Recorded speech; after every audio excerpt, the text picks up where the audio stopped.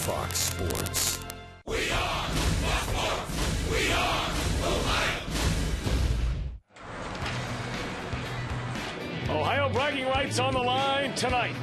15 years of interleague games between these two teams along I-71 have brought some great memories. Tonight, the start of another chapter in the battle for the Ohio Cup. It's the Cleveland Indians to the Queen City to take on the Reds. And it's next on Fox Sports Ohio.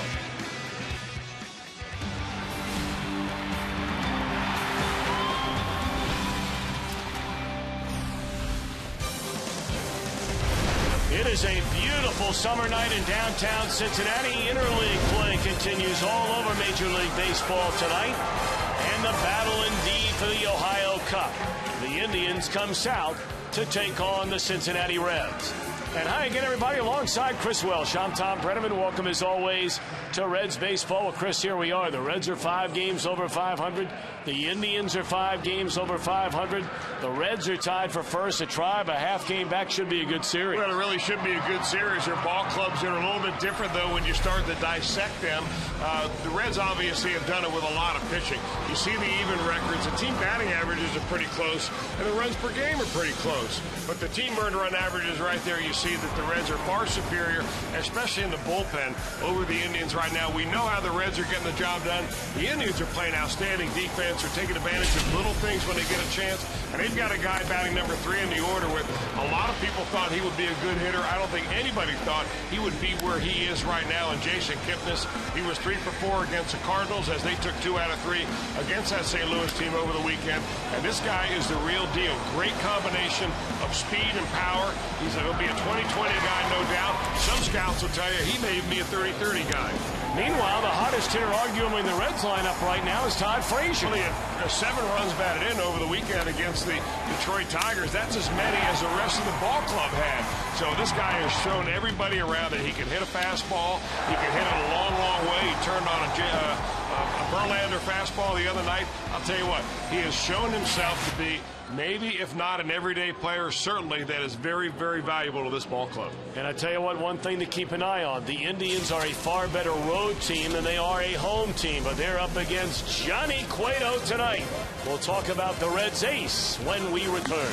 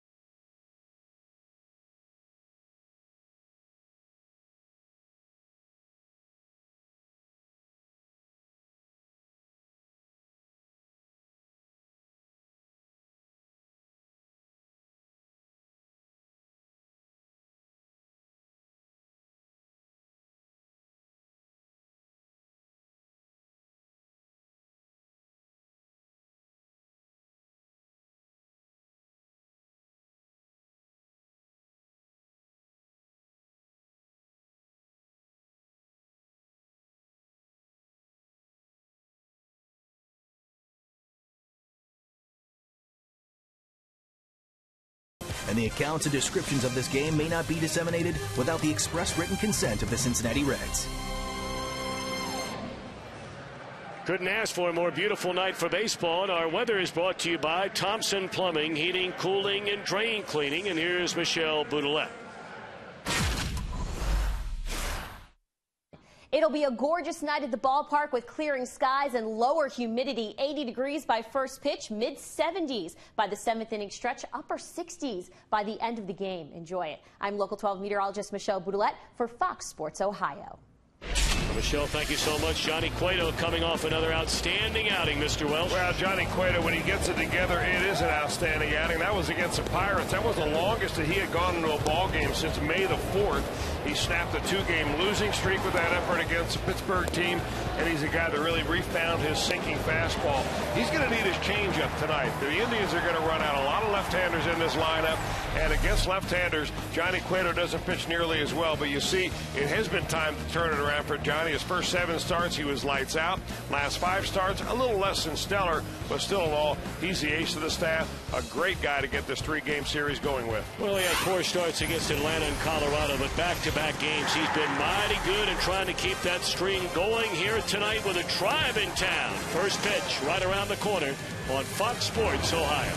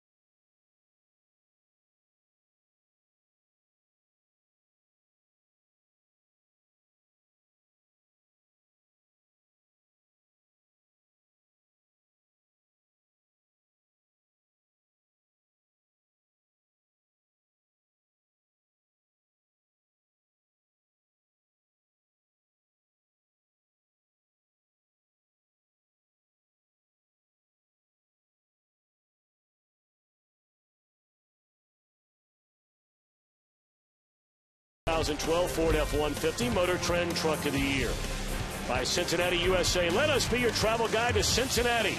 Visit CincinnatiUSA.com. And by Skyline Chili. Game time is Skyline time. Stop by your favorite Skyline Chili tonight. Reds taking the field here at Great American Ballpark. Some of the youngsters out tonight. That's pretty cool. Giving the boys a high five as they're taking the field here at Great American Ballpark. Manny Acta and the Indians. A half game behind the Chicago White Sox in the American League Central Division. Going into play tonight. And his lineup presented by Accent Vibers. Shin-Soo Choo in right. Asdrubal Cabrera at short. Jason Kipnis at second base.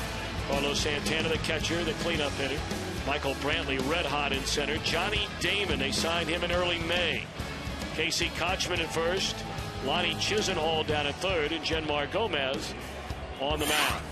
And our Jose Cuervo pitching stats on right-hander Johnny Cueto. Johnny Cueto, after a couple of consecutive starts against the Pittsburgh Pirates, he'll go out of the league now to pitched against a very much left-handed hitting team in the Cleveland Indians. Cueto's got a very good changeup, though, and that's the one thing that even when he came through the farm system of the Reds, that was the one thing that really stood out for him compared to other young right-handed pitchers that came along. One reason why they got him to big leagues at a very young age. His ability to throw a changeup, that'll be a very big pitch when you face a lineup with as many left-handers as they have in it tonight. In fact, only one right-handed hitter he will face, and that'll be the opposing pitcher. Cueto has thrown the ball very well in his career during interleague play, and some of the lineups you're going to face. There's a fastball, strike one to Chew, and this one is underway. His overall numbers in interleague play, a 7-3 record. And there you see an ERA fractionally above 3.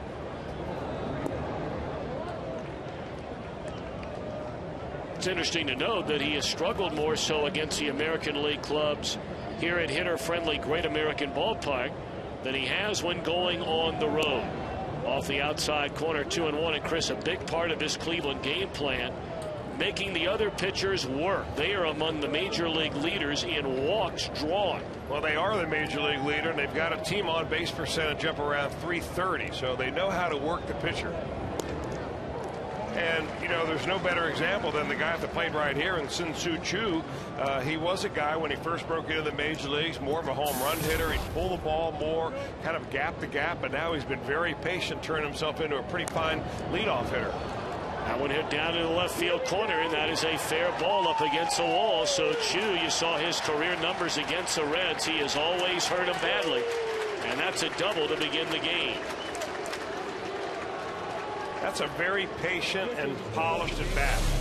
I mean, he waited all at bat long before he finally realized that they were going to pitch him away. He decided to go that way with it, put a real good swing on the baseball. So now is Drupal Cabrera. 296 batter, 5 home runs, 25 runs batted in. Had a real breakout season a year ago when he hit 25 home runs and knocked in 92.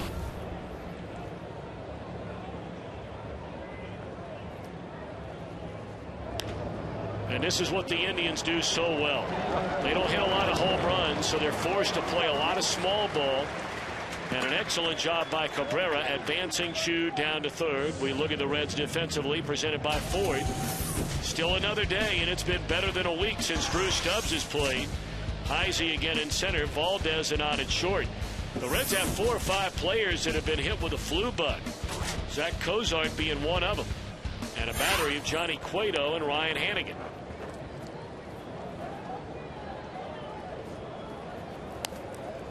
Well, Chris talked about Jason Kipnis before we got this one underway. What a year he's having. 10 home runs and 39 runs batted in. Now, granted, not the batting average, say, of Joey Votto, not the doubles of Joey Votto, but just the same number of home runs and 1 more run batted in than the Reds' first baseman.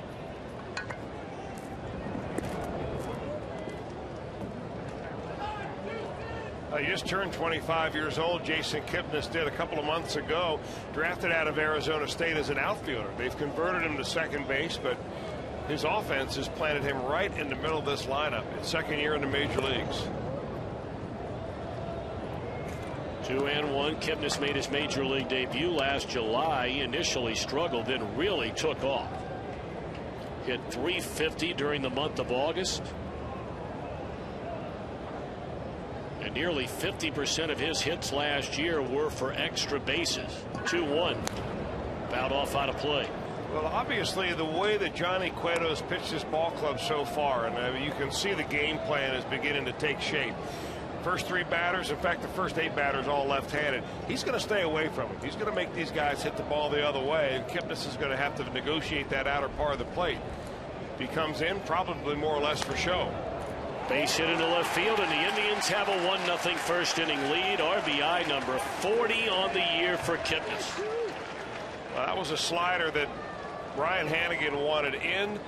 Johnny Cueto left it out over the outer third of the plate, and Kipnis just went with the other way. See where Hannigan set up and see where that pitch ends up. I think it was a slider anyway. It was an off-speed pitch of some kind, and the Indians have gone oppage to find a hole and get a run. Chris, obviously the Reds had an entire day off yesterday, but boy, that was one tough loss to swallow here on Sunday night. And granted, we're only in the second week of June now. As it's ball one to Santana, but can a loss like that be tough to bounce back from? Well, I don't think so. You play so many games. I think if you're a football team that plays 16 games, yes, a game like that would be devastating to your season. But I think when you play 162 games, you've got to be able to turn the page. I've always known, Tom, that the best teammates I ever had, as far as the best performance, are those guys that showed up at the beginning of the day with a blank page. If they had a bad game, they were the first ones to turn the page, forget about what happened the day before, and you go right back after them. Well, Homer Bailey pitched a nice game here on Sunday night. Certainly deserved the win. Came out of the game in his 7th inning with 2 outs. Last pitch he threw was 95 miles per hour. A little broken bat single. And then one of the few occasions this year where the Reds bullpen, which has been the best in all the National League by and large the entire year, really let Dusty Baker and the Reds down, including a role as Chapman.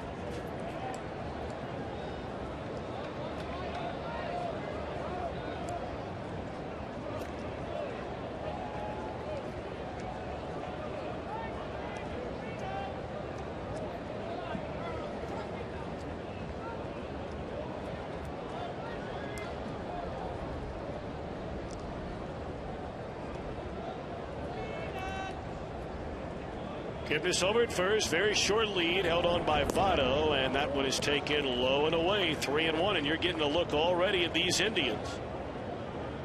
And they will force that man on the mound to throw it in the strike zone, or they're going to take it.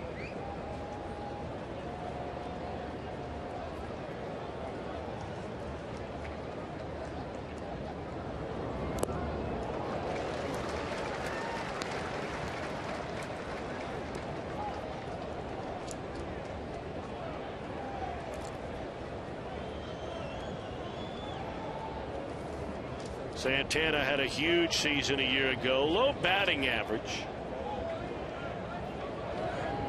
Swing and a miss. A runner not going, and that is strike 3. So there are 2 gone here in the Indians' first inning. A run home, a runner on. Glad to see Johnny Cueto go with a fastball right here. I think you can get too cute, and sometimes you can psych yourself out with a scouting report thinking, oh, all these lefties, they are good fastball hitters. Santana's known as a very good fastball hitter, but let's face it, that's Johnny Cueto's best pitch, his fastball, and if you don't use it, you lose it.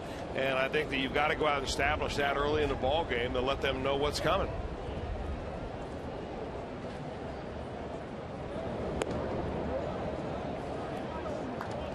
Ball went up and away to Michael Brantley. That batting average on the rise all the way up to 286. Brantley has hit safely in 18 consecutive games, and during the 18-game hitting streak, better than a .350 batter. 2-0.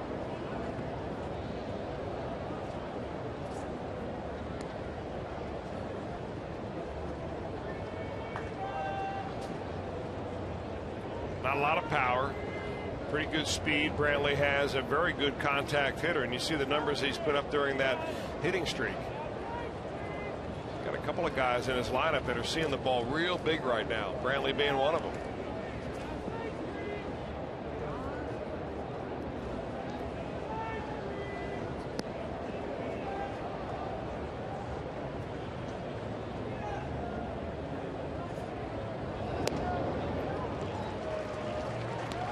Two and 1 to Brantley, who is still hanging around from that deal the Indians made when they traded away CC Sabathia to the Milwaukee Brewers.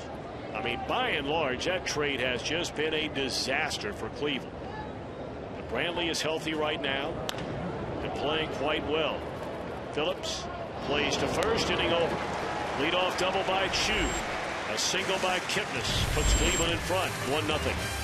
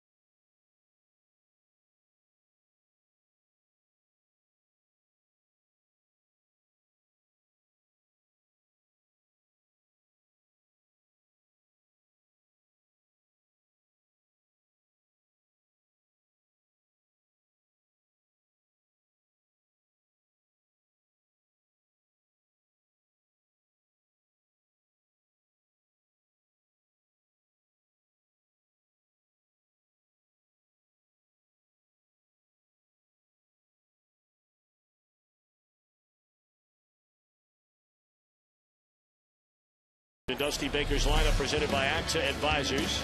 Heisey, Valdez, Votto to start it. Phillips, Bruce, and Frazier in the middle. With the latter third of Ryan Ludwig, Ryan Hannigan, and Johnny Cueto. Genmar Gomez got off to a great start this year, but has really struggled here of late. Our Jose Cuervo pitching stats on the Cleveland right-hander. He's a young man that came to Goodyear, Arizona. Of course, the Reds share the complex down there with the Indians, and he needed to make the ball club in order to be on this roster. It was no given thing. He came out of winter ball, threw the ball extremely well in the spring, busted the door open, came on the opening day roster, and got off to a great start. But he's had wild and control problems in the last 3 ball games, and you see it right there with the first pitch he throws Chris Heisey.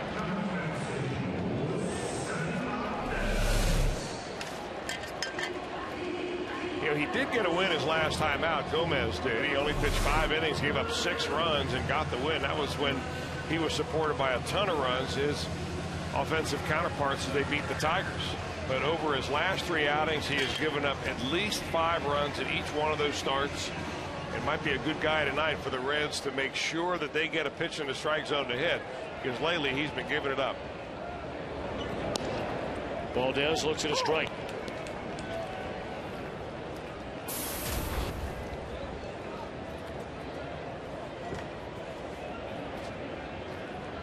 Valdez, of course, the hero on Friday night, putting down that safety squeeze. It plated the winning run. Miguel Cairo coming in to score. That one bounced into right field. His last 2 base hits have gone that way. Well, after really not seeing a lot of that early on in the year. Yeah, he bunts that way. He likes to hit that way when he can. He saw the way the Indians were playing him. They weren't shifting him at all. They were pretty much straight up, snugged towards second base. So the second baseman will open up a little bit of a gap over there on the right side, and Valdez gets a chance to get a start and picks up a base hit. So now you got the big guy coming up with a couple of guys on.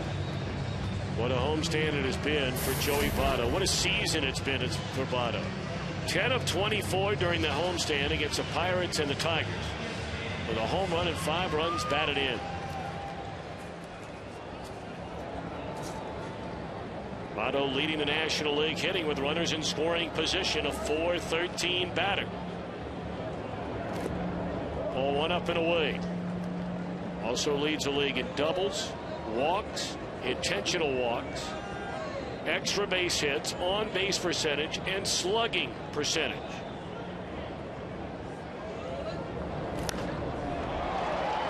In the air, left center field. Heisey tagging up, and he will advance on to third as the throw goes into second. So a productive out for Votto. Take a look at Cleveland defensively, presented by your Ford dealers. Brantley in center, flanked by David and Chu. Chisenhall replacing the injured Hanahan down at third. Kochman, an excellent defender at first, and a battery of Gomez and Santana.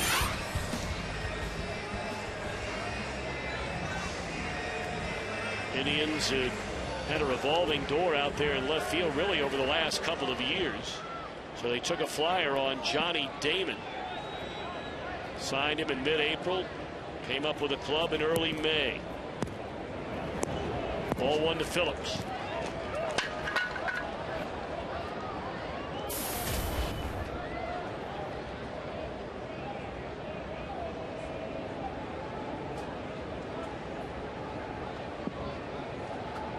Dusty Baker has been talking to Phillips regularly for the better part of a year and a half, 2 years, about these situations and being able to drive something into the outfield. He's hit into a lot of double plays and is a team leader in that category again this season.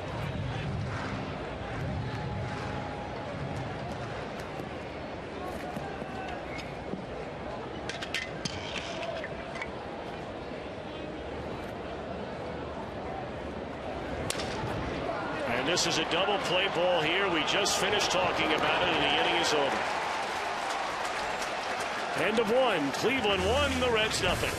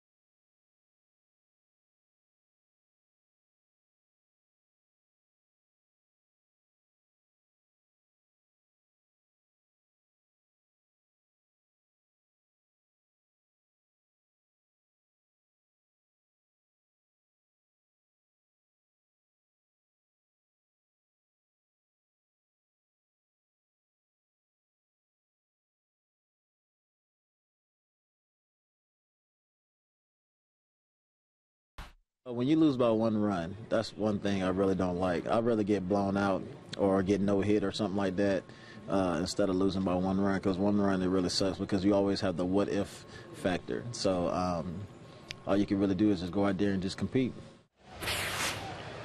Our game storyline brought to you by Elk & Elk, serious lawyers for serious injuries. Call 1-800-ELK-OHIO. The Reds 1-run losers each of their last 2 games. And you see what the Tribe have done in 1-run games, 10-2.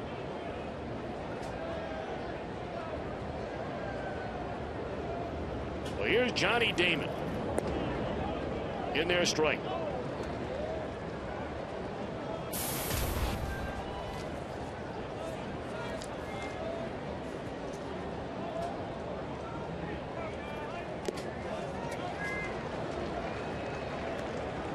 You know, Chris, you look at the career numbers for Johnny Damon, and I don't know, I guess maybe if you ask some people in Boston or maybe some people with the Yankees, and, you know, maybe even going back to when he first came up in Kansas City, is this guy a Hall of Fame player? I don't know the reaction you would get. Probably varied from one end of the spectrum to the other. But he is one of only, 9 players in the history of the game with over 2,700 hits, well over 1,000 runs batted in, 1,700 runs scored, 400 stolen bases. I mean, there are a lot of gaudy numbers that Johnny Damon has put up during an outstanding major league career. Yeah, he's been in the major leagues for 18 years. You wonder really when it comes down to voting a guy into the Hall of Fame, whether the fact that he's played for so many different teams has a bearing on that or not. Kansas City for 4, 5, 6 years, Oakland for a year, 4 or so with Boston, 4 with the Yankees, a couple of years ago with Detroit, last year with Tampa Bay, and now with Cleveland. Now, it really shouldn't have a bearing. That's that front door fastball, man. If Johnny Cueto can get the good release point on that pitch, you'll begin to really neutralize left-handed hitters, because you make them aware of the inside corner, and you can't catch up to both. You can't catch the inside corner and the outside corner in the same at bat. You got to make a decision. That pitch right there will really open it up for Cueto.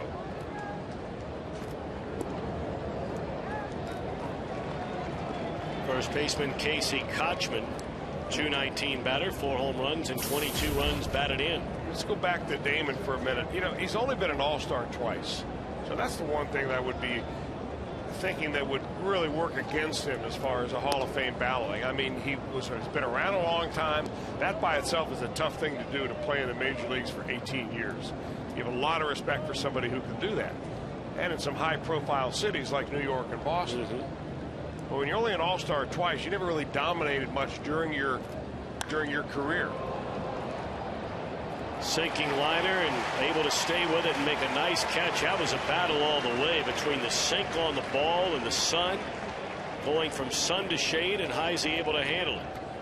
Well, that should be a home field advantage for the Reds, because these outfielders know what it's like to come out here at 7:30 at night in June and July and face that sun. This is the only field in baseball that I know of where center field and left field is such a sun field this time of year. Usually it's the right fielder that's looking right into the sun.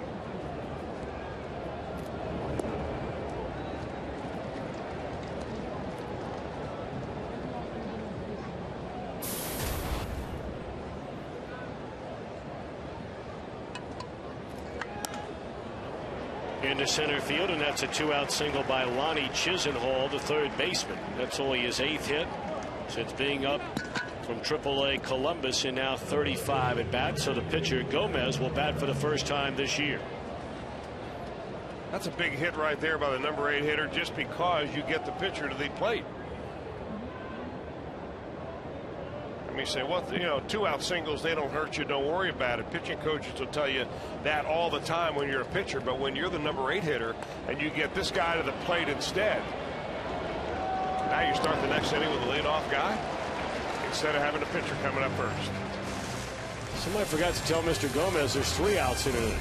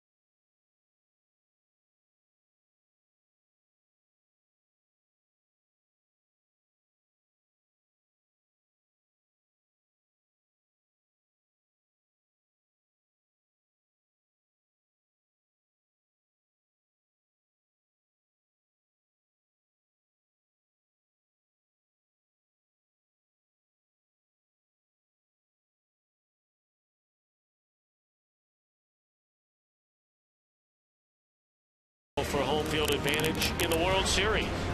It begins with the 2012 Major League Baseball All-Star Game, Tuesday, July 10th from Kansas City, 7:30 Eastern Time on Fox. Take a look at the National League.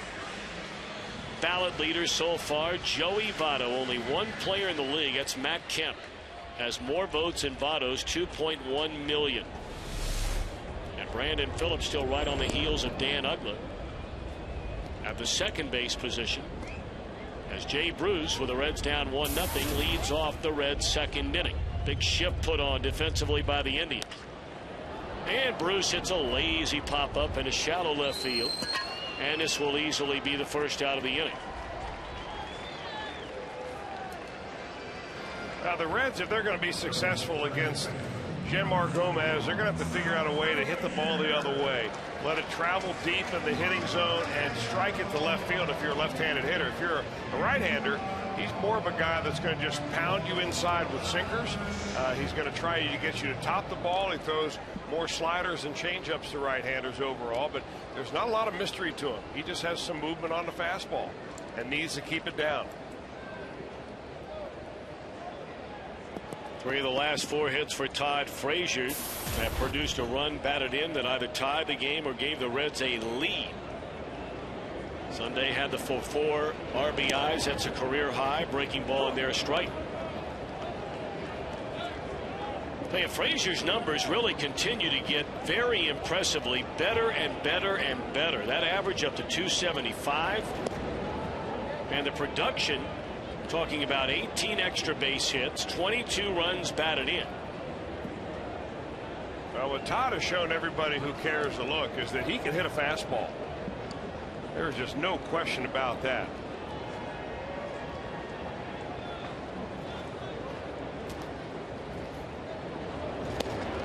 You've known for a long time he likes to hit the fastball. Most hitters do, but some guys just simply are blown away by a high 90s fastball. He had one off of Justin Verlander on Saturday, a line drive to right center field, 101 miles an hour. And that's where he really tries to concentrate his power going to right center field. When he gets in problems, he jumps at the ball a little bit, kind of floats his body towards the pitcher's mound and trying to pull the ball, and gets all tangled up, usually trying to chase off speed pitches. But he's locked in. Not fooled by that pitch, and lifts a fly ball to the short left center that Brantley runs down. They're 2 away in the inning.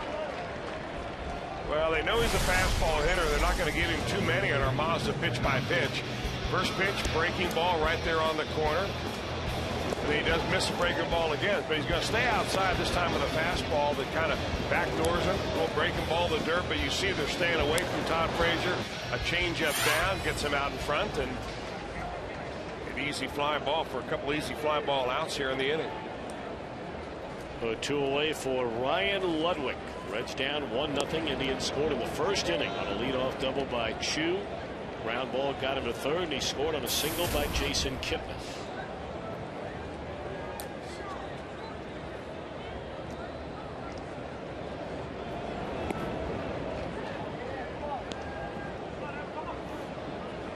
Linda Antis from CincinnatiUSA.com, our regional tourism network, will be joining us in the 3rd inning tonight, especially for a lot of you out of town. Heck, for many of you in town. Some of the packages that are available to hit a number of spots along with the Reds baseball, making your way into the Queen City. We'll talk about that. 2-2 to Ludwig.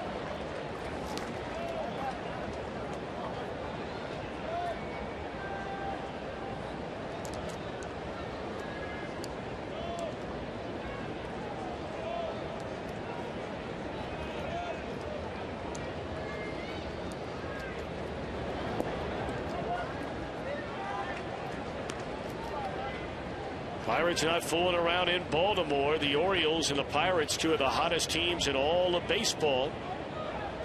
The Pirates have scored in the first inning. Pirates have won 5 straight series, and that's the first time that has happened in 20 years. Of course, they've not had a winning season in 19 consecutive years.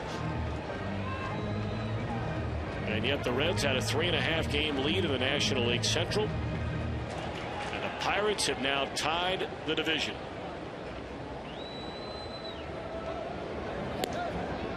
There's ball 4 to Ludwig to keep the inning alive for Ryan Hannigan.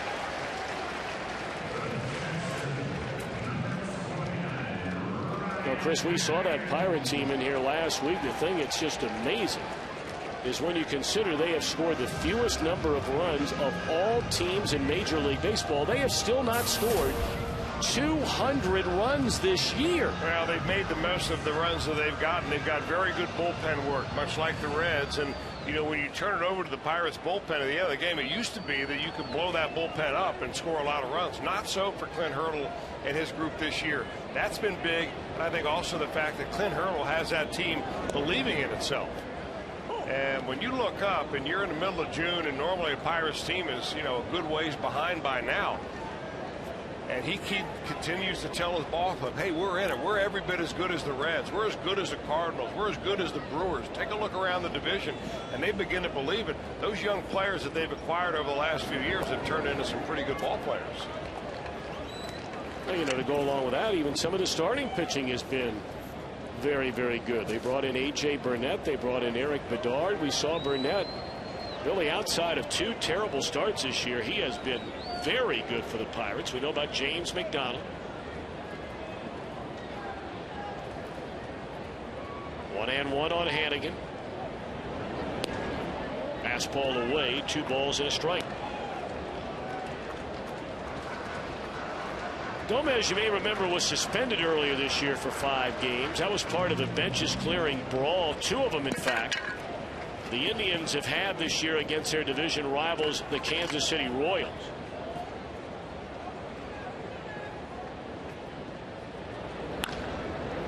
Ground ball should end the inning, and it will. 1 man left. We play 2. In the first of 3, the Indians with a 1-0 lead.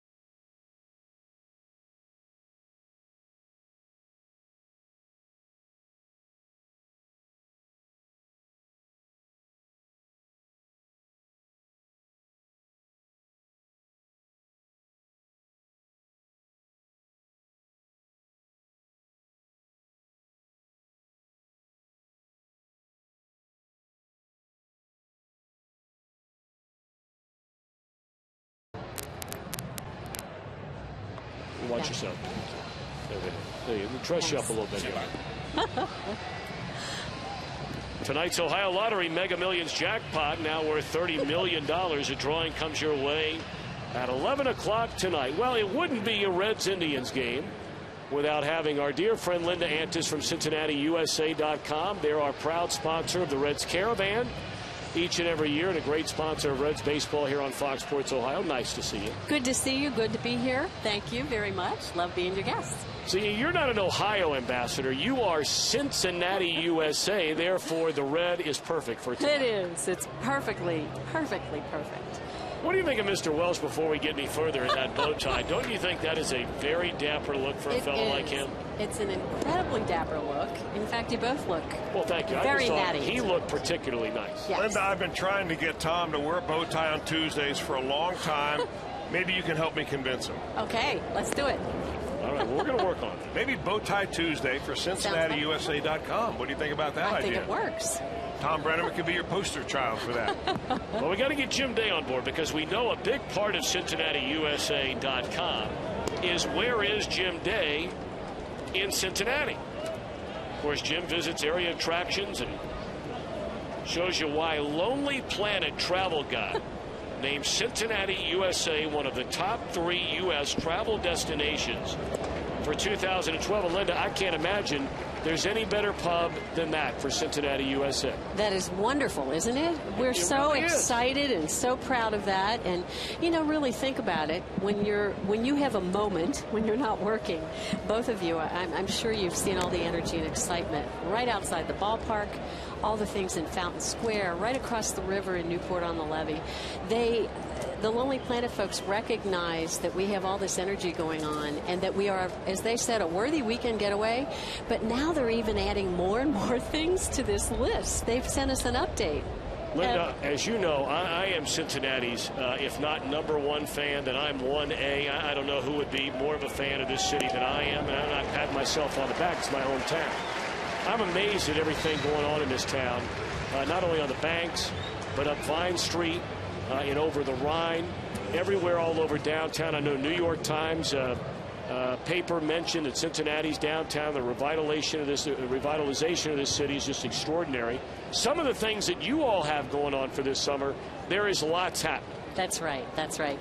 You know, we love the Reds, and we would be remiss if we didn't start with come for the Reds, because not only is this an exciting experience to come and visit, but we love how things are going and we love cheering them on. So there's lots of wonderful matchups. One of the most exciting matchups that I can match with some other fun things is coming up in July when we bring St. Louis in. Yep.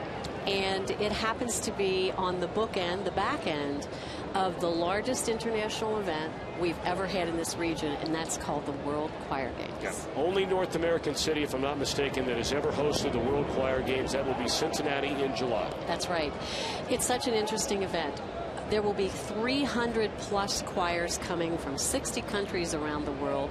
They'll perform in 23 different categories of choral music. Now, that means it's barbershop, it's musica sacra. There are all different ways that you hear people perform. What's exciting is that it's truly the Olympics of choral music.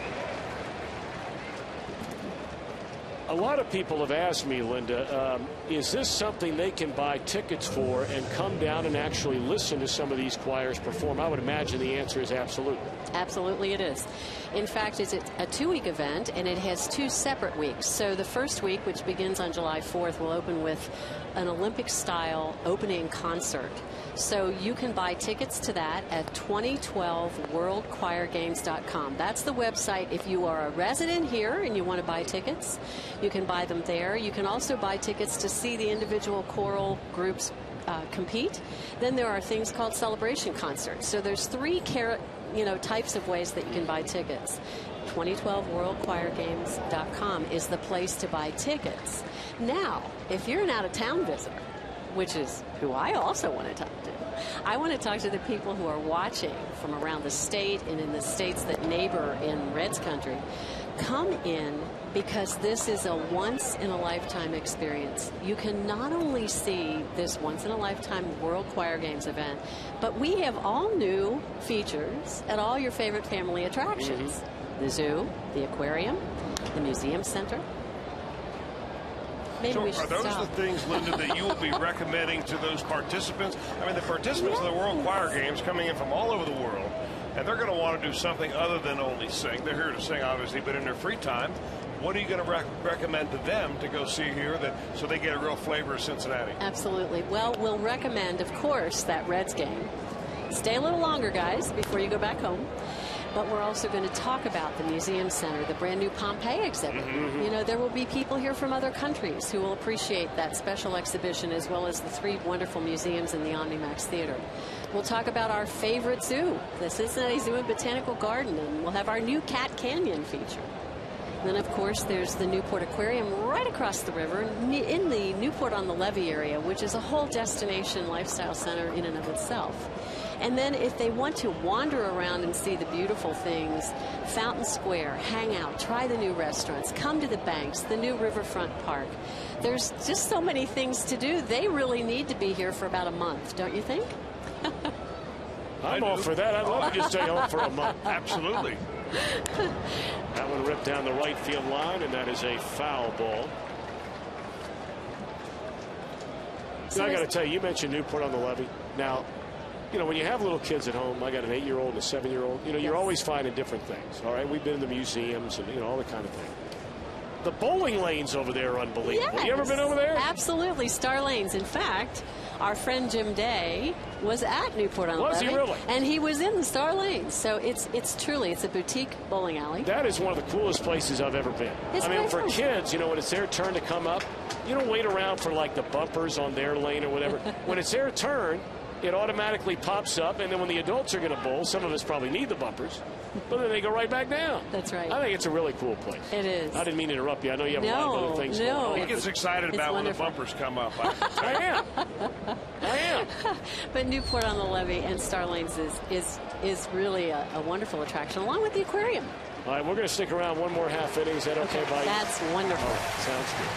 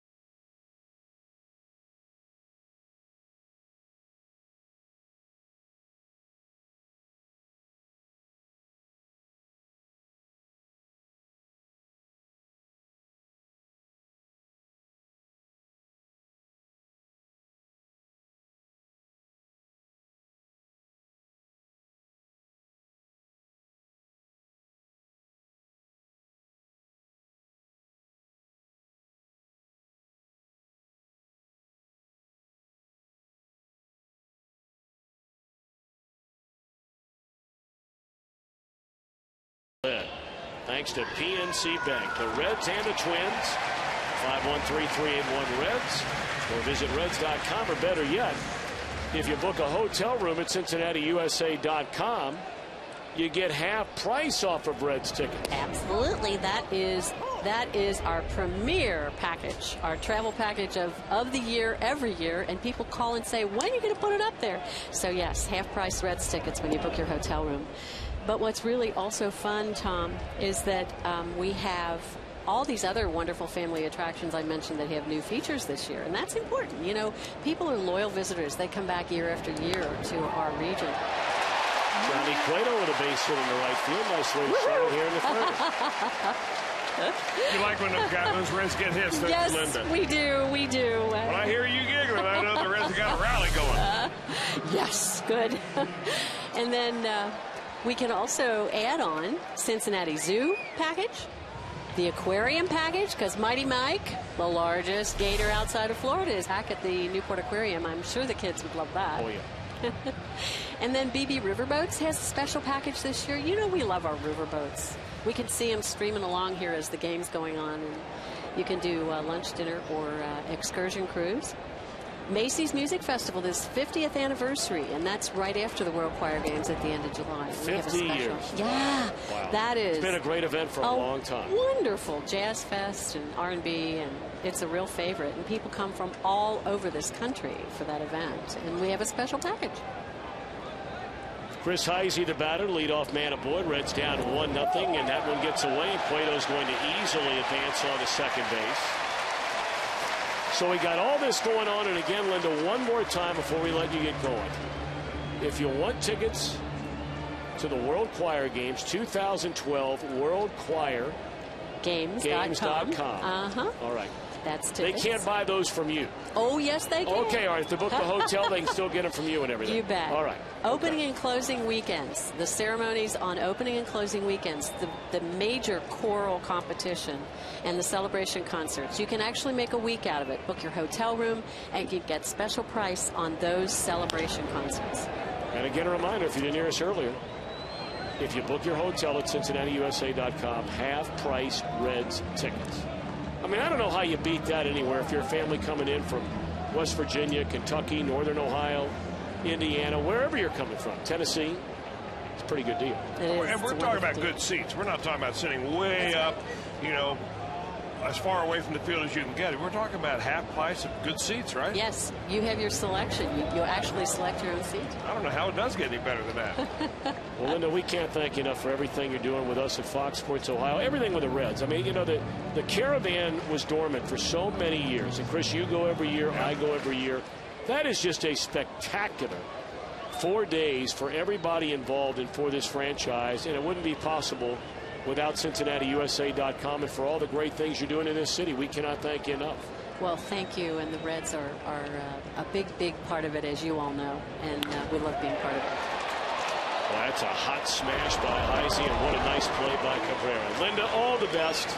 Great to see you. Great to see you, too. We'll You're see always you at the such games. a pleasure to see and be around, so thank you. And to both of you, thank you so much. Thank you, Linda. Yes. You look terrific. Thanks for coming up, and hope to see you again soon. Thank you. He's a very handsome man, isn't he? We're going to get him to wear a bow tie before it's all said and done, Linda. What do you think? I think it's a and great Jim Day, tell me you'll pull the plug on this marketing deal you got going with him. Unless he shows up in bow tie. Jim Day, that is. There you go. That's right. Can you see Jim in a bow tie? I can. I can, all right. too. Linda, great seeing you. Thank you. All the best. Linda Antis from CincinnatiUSA.com. She's the best. Always stops up and sees us. It's a great site. It really is. Get on there and look around. And again, the zoo, Newport Aquarium, a day in Pompeii package, a B&B Riverboats, music festival brought to you by Macy's later this summer. And, of course, the granddaddy of them all, the World Choir Games. There's a base hit in the right. Cueto had to wait to see if that ball would be caught. And really, there's inexperience as a base runner by Cueto. I'm not sure at the end of the day they send him anyway. Well, the inexperience there is only as much as not looking between every pitch and knowing where that outfielder is playing. Now, this ball is hit on the line, and, you know, Sun Tzu Chu's got a very good arm. So I think even if he begins to run right away, Mark Berry's going to say, That ball hit very sharply. So now all of a sudden Wilson Valdez 2 for 2.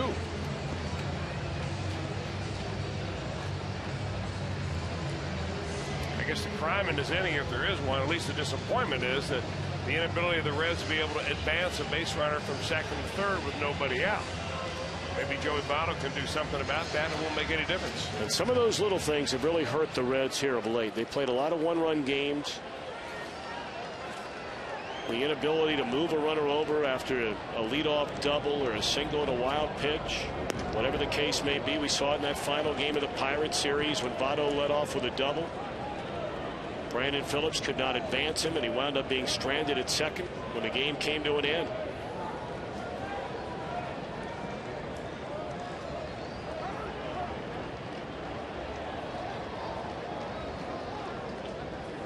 Baltimore a couple of runs in the bottom of the second inning to take a one-run lead over the Pirates, and the Reds right now with their main man Votto at the plate.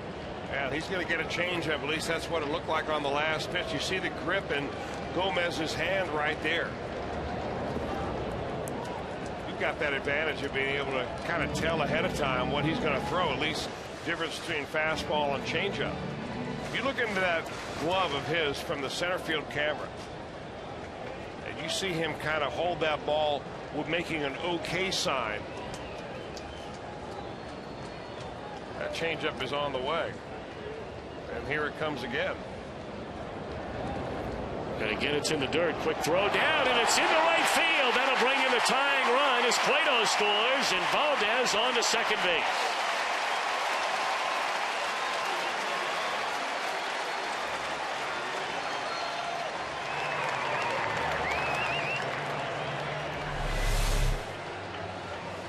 Well, that looked like they had him leaning down there, and Santana comes up and fire him, but that ball is well off the bag. Probably it'd be an error on the catcher as he short hops the ball to the first baseman.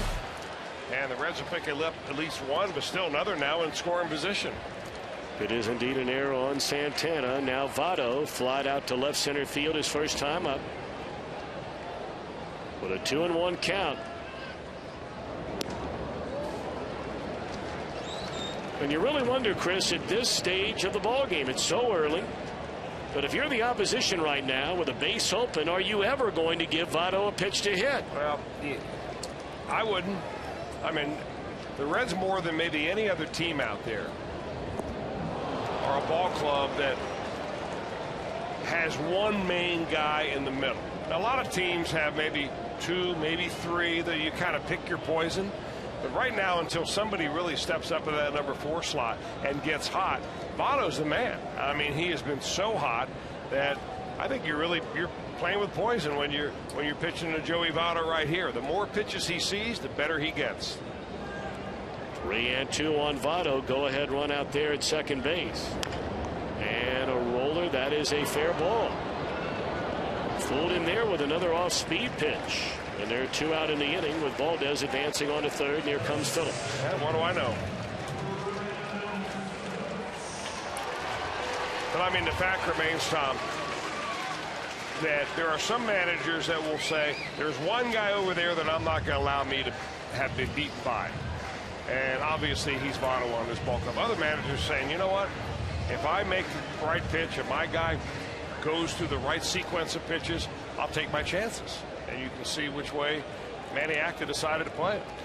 Well, we certainly gave a lot of credit to Clint Hurdle, the manager of the Pirates, for the move he made in one of the games of the series where, you know, the old book in baseball says you never, and I say it sarcastically, put the potential winning run on base. But that's exactly what he did. With a base open, he put Votto on at first and dared anybody else in the Reds lineup to beat him, which they did not.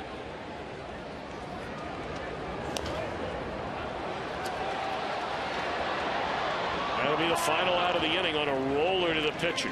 So the Reds take advantage of an error to score a run. 1-1 as we go to the 4th.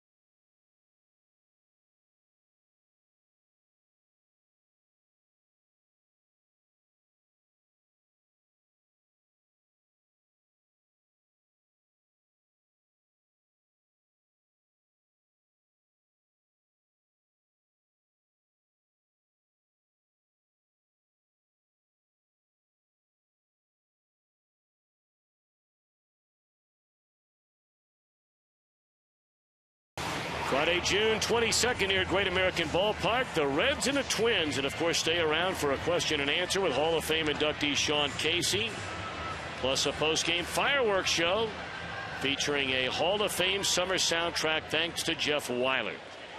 For tickets, 513-381 Reds or visit Reds.com. All right, a 1-1 game as the Indians bat against Johnny Cueto here in the top half of the fourth inning.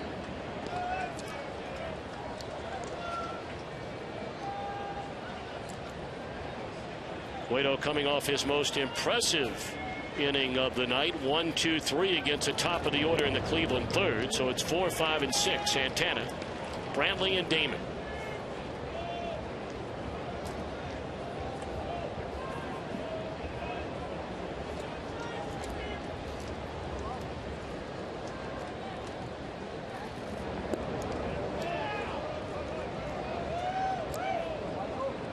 Santana struck out his only time up tonight. Cueto's a fan 3. He's not walked a batter. Allowed a double to Chu leading off the game. He scored on a single by Kipnis. Only one hit since. 2-2.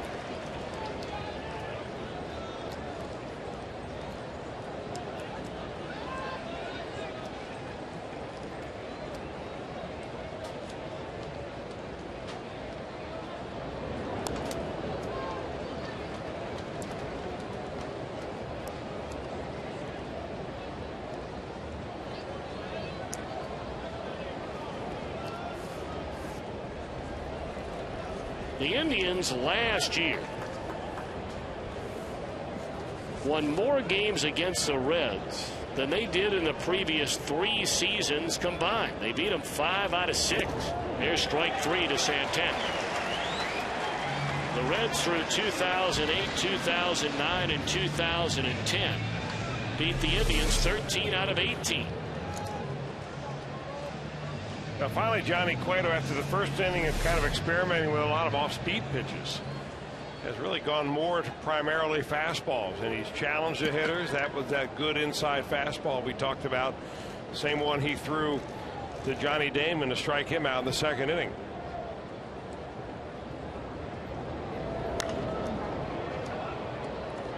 In the air, short left field. Ludwig over to his right, and Brantley retired. He's 0 for 2 tonight, coming in with an 18-game hitting streak, and there are 2 out.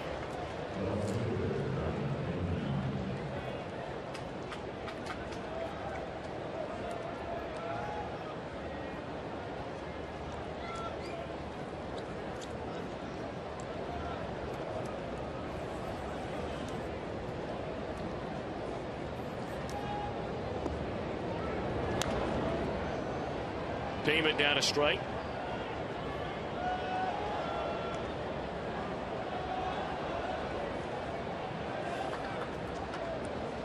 Of course, the Indians are really excited about the prospect of Grady Sizemore eventually getting back into their lineup. Now, they're cautiously optimistic. Here's a one-hopper down to Frazier. And a good throw will retire the side for a second straight inning in order. Reds batting the fourth in a 1-1 affair.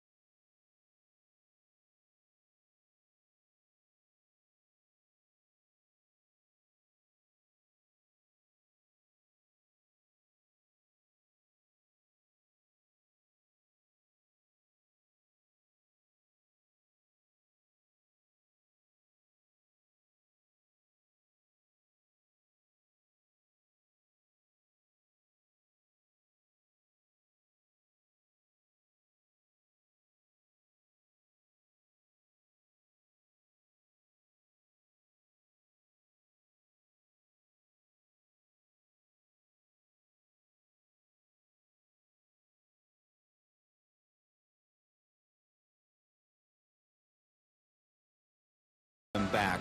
He's had 2 rehab stints at Dayton and scoreless baseball up there. All signs pointing towards him returning very soon. The next step, boys, is he will pitch in Louisville Thursday and Friday. That will be the key test if he can go back-to-back days.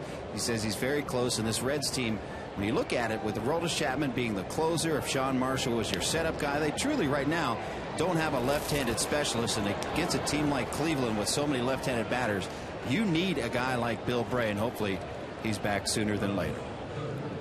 There's no doubt about it. This goes all the way back. Thank you, Jim. All the way back to spring training when Bray initially injured a muscle in the groin area, and that's really what started an entire series of events which led Aroldis Chapman ultimately from being taken out of the rotation. It began, of course, with Massett. And Ryan Madson, as that ball is hammered into left center field and over the head of Damon, it'll go to the wall, and Frazier with yet another extra base hit. That is a 9th double of the year for Todd Frazier. That's as many doubles as Brandon Phillips has this year. He gets a first pitch fastball, and Todd Frazier's ready to jump all over that. He's one guy that comes out of that on deck circle ready to swing the bat. He went deep in the count last time before he was kind of fooled on an off speed pitch. The 9 of them right there. He's making a mark now. Remember that he was a guy that did not make the team out of spring training. When Scott Rowland went down, he has filled in for the most part, and he's hitting better and better here as the weather warms up. Hey, Chris, there may come a point in time here if he keeps going like he's going in another week and a half. Now, obviously, Rowland continues to make progress from the shoulder injury, and what the remainder of this season holds for Scott Rowland, we don't know. Don't have a crystal ball, but for those people that were wondering if Frazier is an everyday guy, all I know is he's knocking in nearly a run for every start that he has made, especially after this recent string of 7 over the weekend. I mean, the bottom line is he has almost as many RBIs as he has starts since he took over for Rowland pretty much every day at third. There aren't a lot of guys in baseball you can say that about. Well, I mean, even if you get Rowland back and he's healthy and you want to put him in the lineup and he swings the bat well, you got to find a place for Todd Frazier to play. You're right. I mean, you can't take a bat out of a lineup on a team that has already struggled somewhat for scoring runs and say we don't have room for you, even though you're driving lots of runs in. And we know that Frazier has played second base. We know he's played shortstop. He's played the corner outfield positions. Now, no one's going to take Jay Bruce's place out in right field, but let's face it. I mean, unless some other guys start to pick up the pace a little bit, there's a chance Frazier could see a little time out in left field.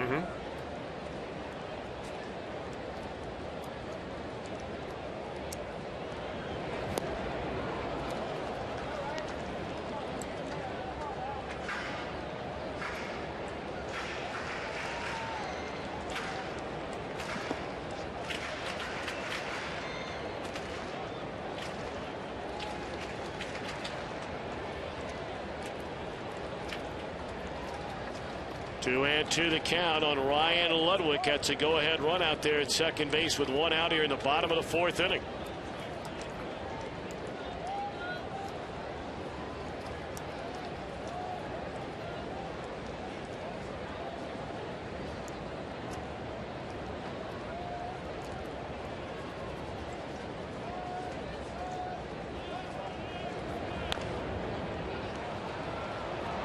Look, Frazier back to the bag. It's a good play by Gomez and gets a second out of the inning. It was a very good play, not because he just looked him back there, but he actually watched him go back to the bag. I mean, sometimes a pitcher will turn, look, and then immediately go to first base, but he almost made a little motion like he was going to throw so that he chased the runner all the way back, not just a little decoy right there.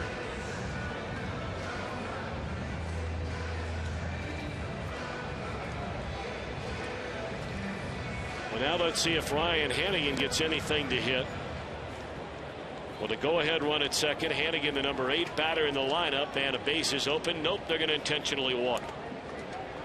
Now, Cueto had a base hit his last time up. Well, he's going to give himself a chance to get a lead for the first time all night long here in a moment.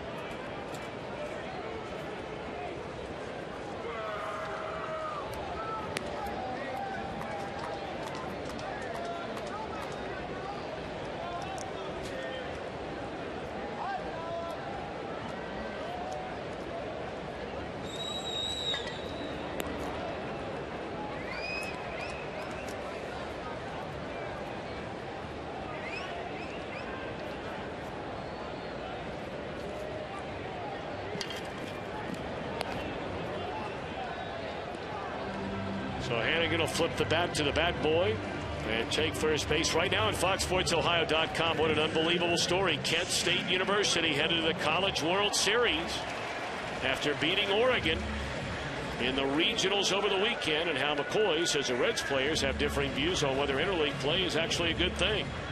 It's all on FoxSportsOhio.com. Tom Hamilton, the outstanding voice of the Cleveland Indians. His son Nick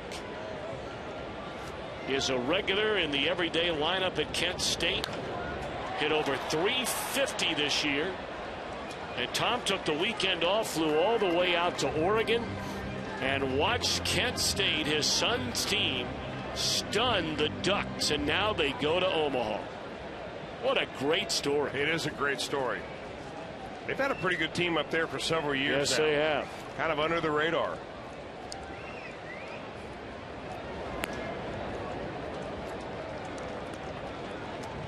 Tell you what, stranger things have happened than them going there and winning. How about Stony Brook beating the #1 team in the nation, LSU? Who would have seen that coming? Stony Brook. That was LSU hosting too, right? Yes. 1-1 to count. And a breaking ball away from Cueto. Puts it at 2 balls and a strike. Now this is where Johnny Cueto, you get right up on top of the plate, you shorten up a little bit, you're just trying to make contact. You try to get that ball in play. You had a base hit going in the opposite field the first time, little line drive by the first baseman.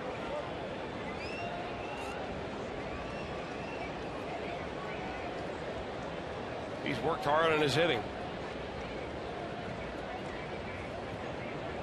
Cueto waiting. Frazier out at second. And a borderline strike there. Cueto thought that fastball was a little bit high.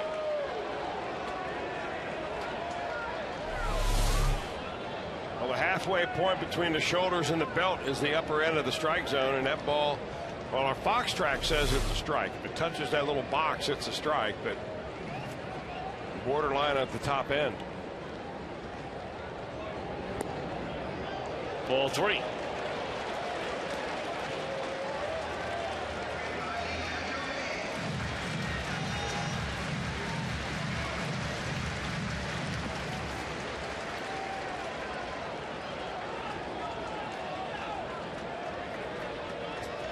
Runners get started. 3-2 to Cueto, and a bluff throw sends Frazier back to the bag.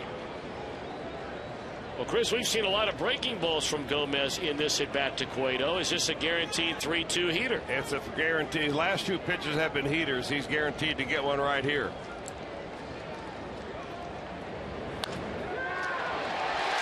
On the ground, and a foot race to the bag, and the pitcher able to beat his counterpart to end the inning. They had 2 men left. We played 4. 1-1, the Indians and the Reds.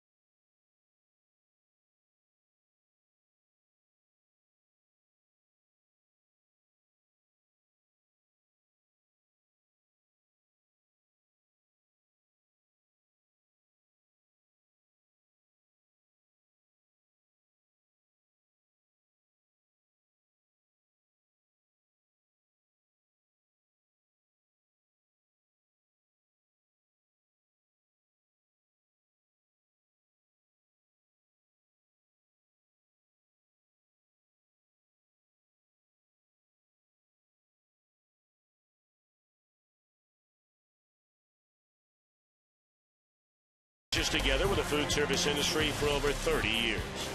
By your Cincinnati and Northern Kentucky Toyota dealers, visit buyatoyota.com, and by AT&T, the nation's largest 4G network. AT&T, rethink possible. Well, on the banks of the Ohio on this beautiful summer night, temperatures very comfortable. In our AT&T trivia question, which pitcher has the most wins in the Reds-Indians interleague matchup?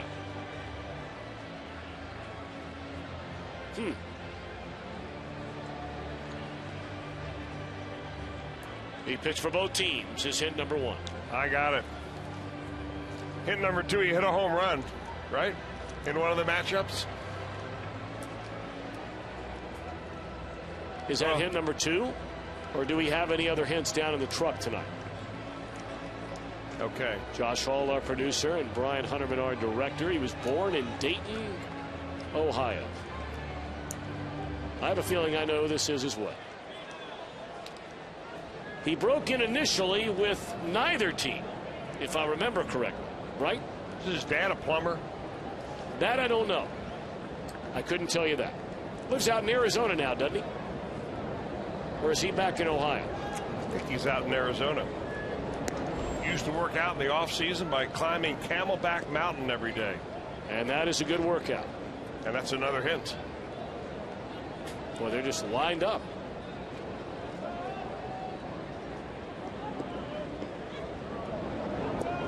We understand he is now a pitching coach. I didn't know he'd gotten back involved in the game. I think the home run that he hit was against the Reds.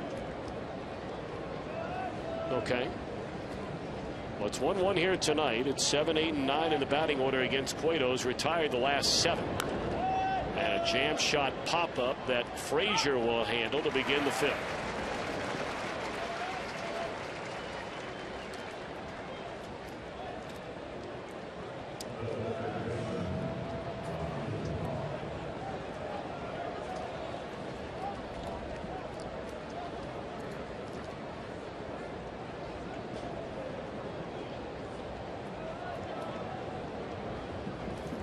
One away for Chisenhall. He had a 2-out single into center field. He was the last Indian to reach base against Cueto. In fact, he is the only Indian to reach base since Kipnis knocked in their lone run as the 3rd batter of the night back in the opening inning.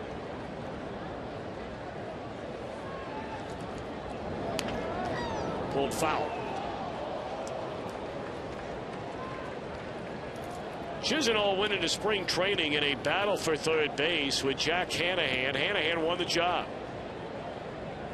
But Hanahan has had a couple of injuries that have put him on the sideline. They brought Chisenhall up from AAA Columbus.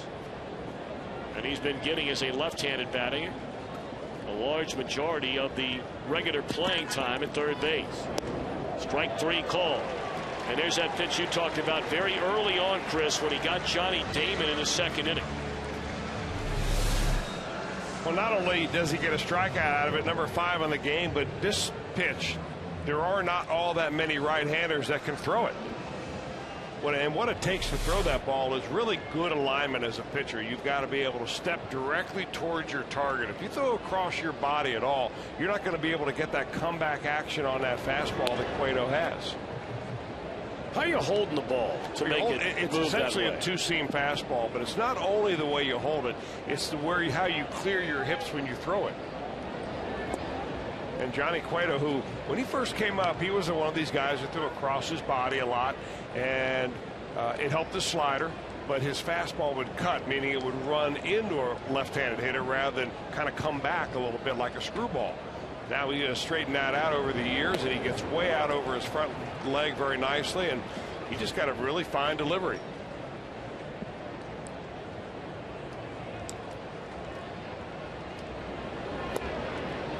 Two and two on Gomez.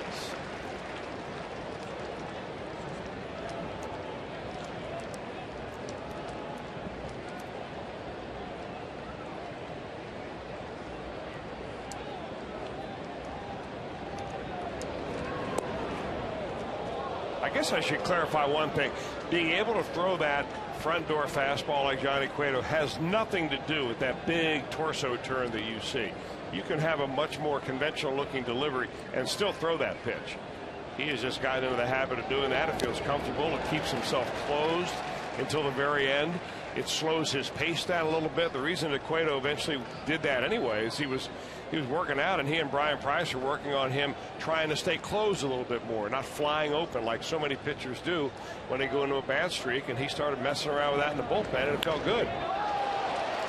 Well, Gomez, the pitcher, slaps a 3-2 pitch into left field for a base hit. That's what Cueto was hoping to do on a 3-2 pitch in the bottom of the 4th inning. Well, they're all calling for the baseball in the Indians dugout. He is as happy as can be.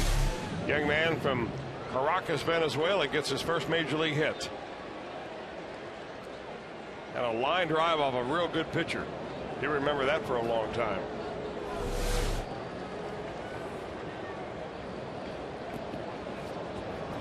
So the inning continues for the leadoff man, Shin-Soo Choo.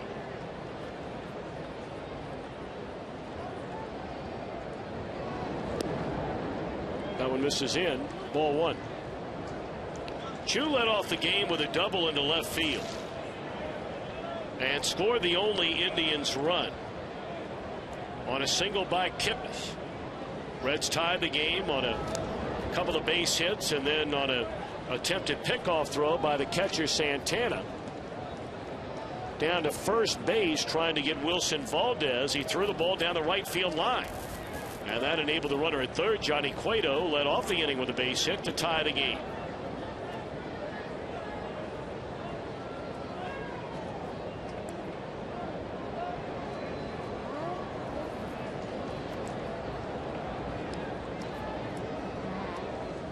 Choo is always a guy that's had his way with Bronson Arroyo. Remember a couple of years ago, that series where he hit 2 home runs in one game and then a week later hit 2 home runs again against Arroyo?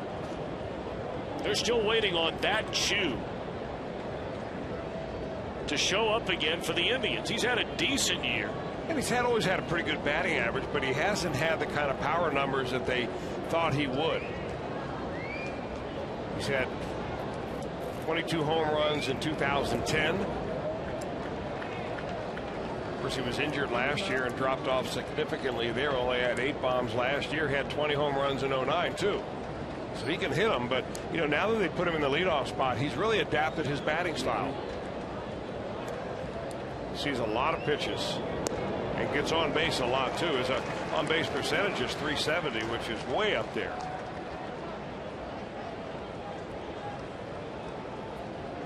Well, now Gomez gets started on a 3-2 pitch.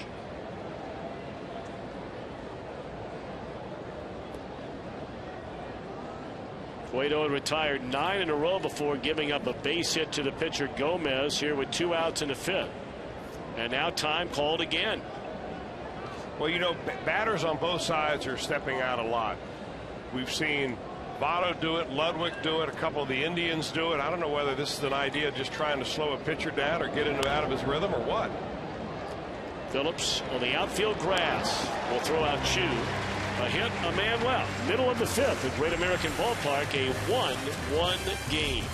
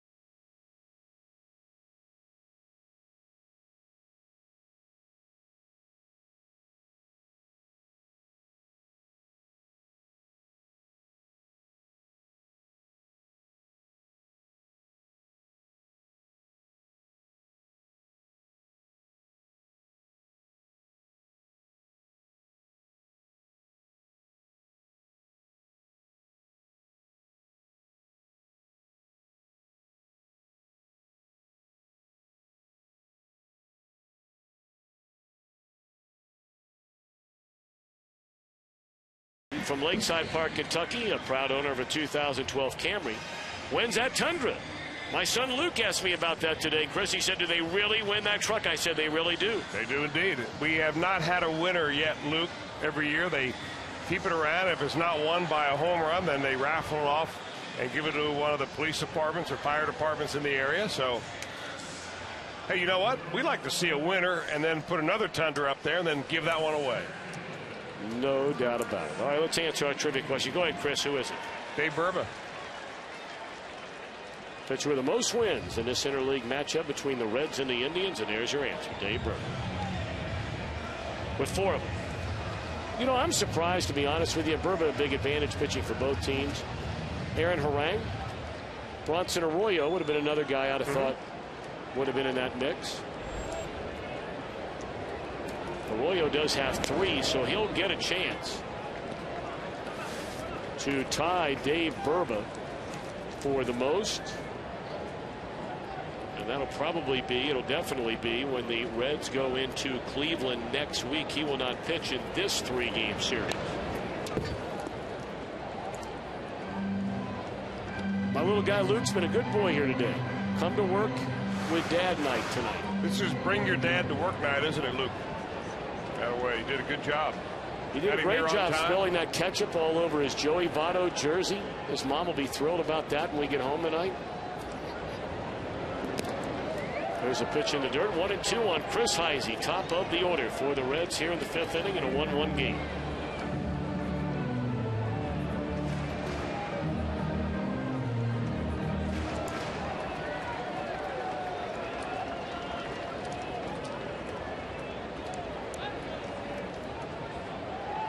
There you go. Look at the ketchup stain. There you go, Luke.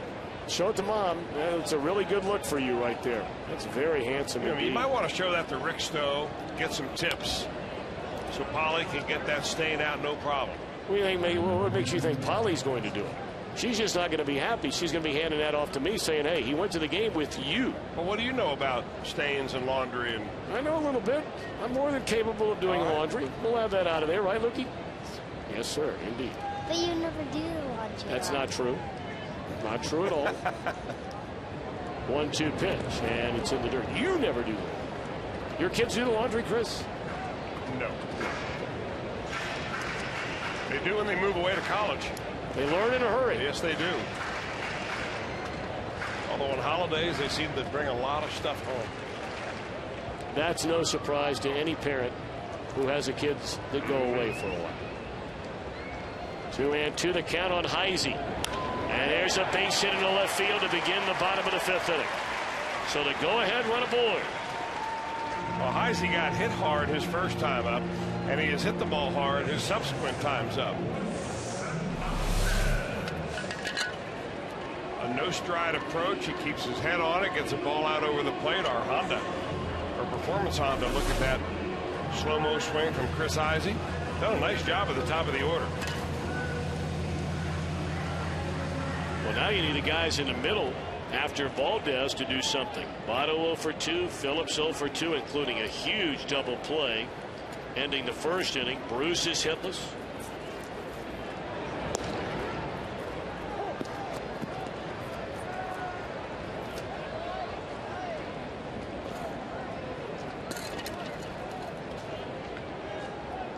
Now we know Valdez is an excellent bunter. We've seen him drive in a couple of big runs, one against the Giants and then over the weekend against the Tigers with a bunt. No sign of a bunt on the first 2 pitches, and he's behind 0-2 on fastballs right down the middle.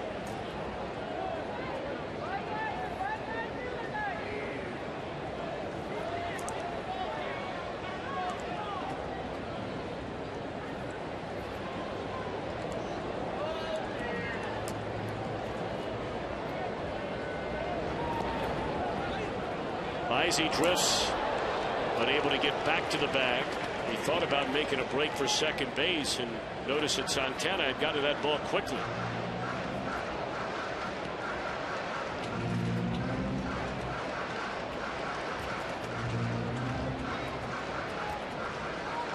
It's interesting how sometimes the timing of these interleague series Here you have the Reds and the Indians. The Reds in a tie for first. Cardinals are 2 games behind them. You know about the Pirates being even with the Reds. 2-2. You have the Indians beginning play tonight, a half game behind the White Sox. Well, guess who the White Sox are playing? They're playing the Cardinals tonight. Yeah, the first thing the Manny Acta said when he saw Dusty Baker said, "Hey, Dusty, we went into St. Louis and took care of the Cardinals for you. Couldn't you have done the same thing and taken care of the Tigers for us?" Joking about it, of course, and Dusty didn't know what to say. Swing and a miss, strike 3, and a one-hop throw. Able to get in there safely is Heisey. First strikeout of the night for Genmar Gomez. And here comes Votto. Now they picked a good pitch to run on. Heisey did a pitch down in the dirt right there. You know, Carlos Santana has always been known as an offensive type catcher, but he's worked very hard on his defense and his throwing. Sandy Alomar, one of the coaches here with the Indians, has worked with him, and he's improved his throw time to second base remarkably this year. And he just nearly made something out of nothing right there, but the Reds have somebody in scoring position, and they're not going to take a chance with it this time with Votto coming to the plate. Well, I think it's safe to say, Chris, you and I were beginning to touch on this earlier.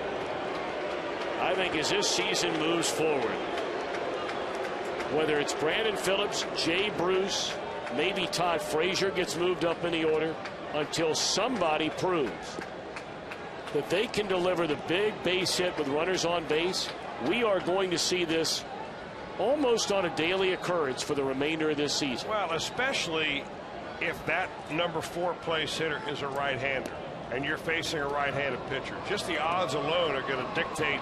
I mean, even if the manager simply plays it by the book and say, I'm not going to pitch to a left-hander right here, I'm going to pitch to a right-hander. You get deeper in the ball game. It's obvious one of those games where there's not a lot of runs being scored.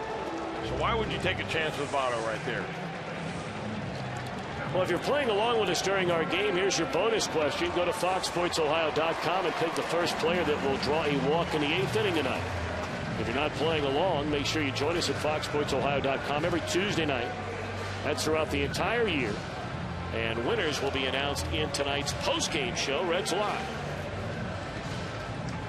Phillips had him on the corners with 1 out in the first inning, bounced into a double play. He had a runner at third base in a 1-1 game in the 3rd inning and rolled out to the mound. And here he comes again with 2 on and 1 out in a 1-1 game. We're in the 5th. That's the pitch right there that Phillips grounded into the double play on. Little slider down, pulled off of it just a hair, and it was an easy 4-6-3 double play. Votto has been intentionally walked 8 times before that one. Or I beg your pardon, 9 times. And Reds batters after an intentional walk are 1 for 8. And there's a base hit. That'll load the bases. As the runner will not score, Heisey had to make sure that ball wasn't going to be caught. So now they're loaded for Jay Bruce. Good at bat right there by Brandon Phillips, taking the ball, going the other way. You see where he steps towards the plate, keeps himself square, hits it deep, and I mean deep in the hitting zone, that is. He had one of the best at bats I've seen him have all year long on Saturday against Justin Verlander. An 11 or 12 pitch at bat that he just battled and battled. Verlander threw him just about everything he had, including fastballs in the upper 90s. Well, now Jay Bruce. And it's hit off the end of the bat into shallow center. Catch is made. Here comes Heisey. Here comes a throw, and it's enough to bring in the run. So Bruce didn't hit it hard, but he hit it far enough. And the Reds have their first lead of the night.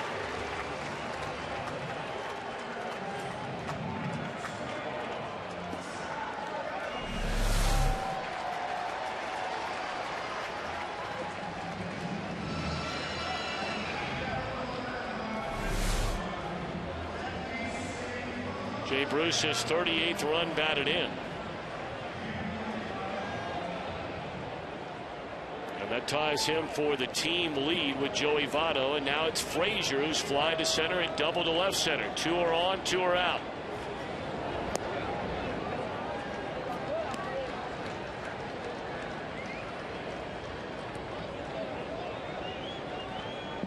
Now Frazier, a guy that we talked about a bit earlier, but he's a guy who's starting to also develop the knack of getting big base hits for you. Well, we talked about how bad, and I mean it's as bad as any team in the league, the Reds have been with runners in scoring position. Frazier is just starting to build up enough at bats to start developing a pattern here. And he's nearly a 300 batter in certain situations, and that's far better than his season average.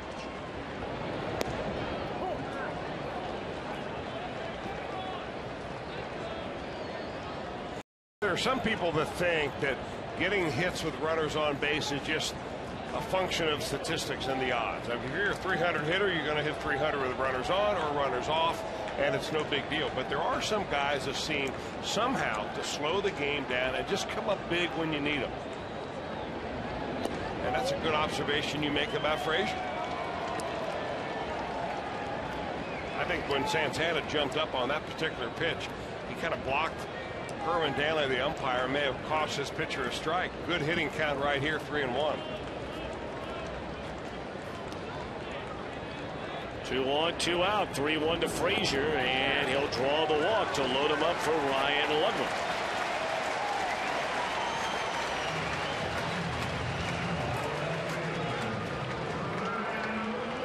That's 4 walks in the game. 2 of them have been intentional, issued by Gomez. And now Scott Radinsky, longtime major league reliever, hard throwing left-hander who took over for Tim Belcher, who was a pitching coach and went back up into the Indians front office. We saw Belcher over the weekend, talked about him a little bit. He was telling a story, Tim Belcher did, about how he hit a home run off Tom Browning in Los Angeles. And then a week later, Tom Browning turned around and spun a perfect game against him. How about that? That's what they say about paybacks. That's a real payback. Yeah, and you know, Belch, what a great guy he is. You know, Maniac has really turned over almost this whole coaching staff from what it was 2 or 3 years ago. In fact, I asked Brandon Phillips, is there anybody on this Indians team or staff that was there when you were there? He looked around and he said, I don't think so. Sandy Alomar Jr. Boy, what a great career he had. He's now active bench coach. Scott Barnes, a left-hander, gets ready in the bullpen. There you get a look at Sandy Alomar Jr. Part of those outstanding Cleveland teams in the 90s. They played in a pair of World Series and had a pair of heartbreaking losses in both World Series.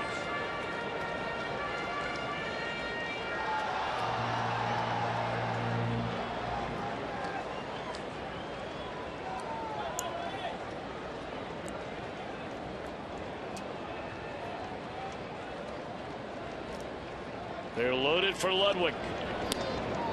He got fooled badly there. And just like that, it's 0-2. Well, you don't recommend throwing a changeup up around the letters, but Gomez got away with one right here. An off-speed pitch. Probably the last place Ludwig expected to see it. Ludwig, runners in scoring position and 2 men out. 3 hits in 21 at-bats. And they are loaded. With 2 outs, 0-2 the count.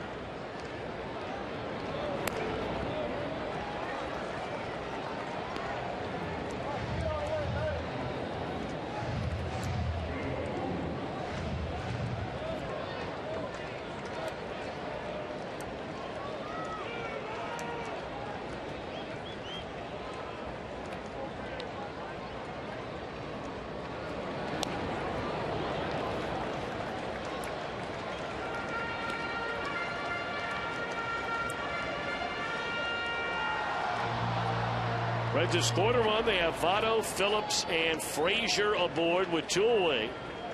They've taken their first lead of the night here in the 5th.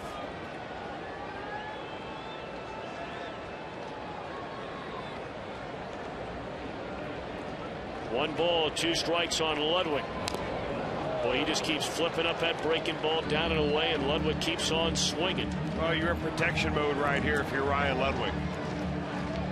You know, early in the count, you're trying to see something that you can drive. Now you're seeing something that you can stay alive with and just pop a ball into the outfield to get a base hit.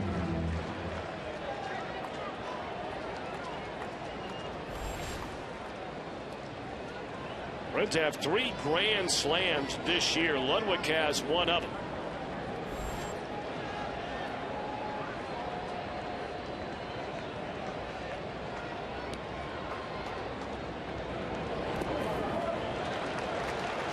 Two and 2.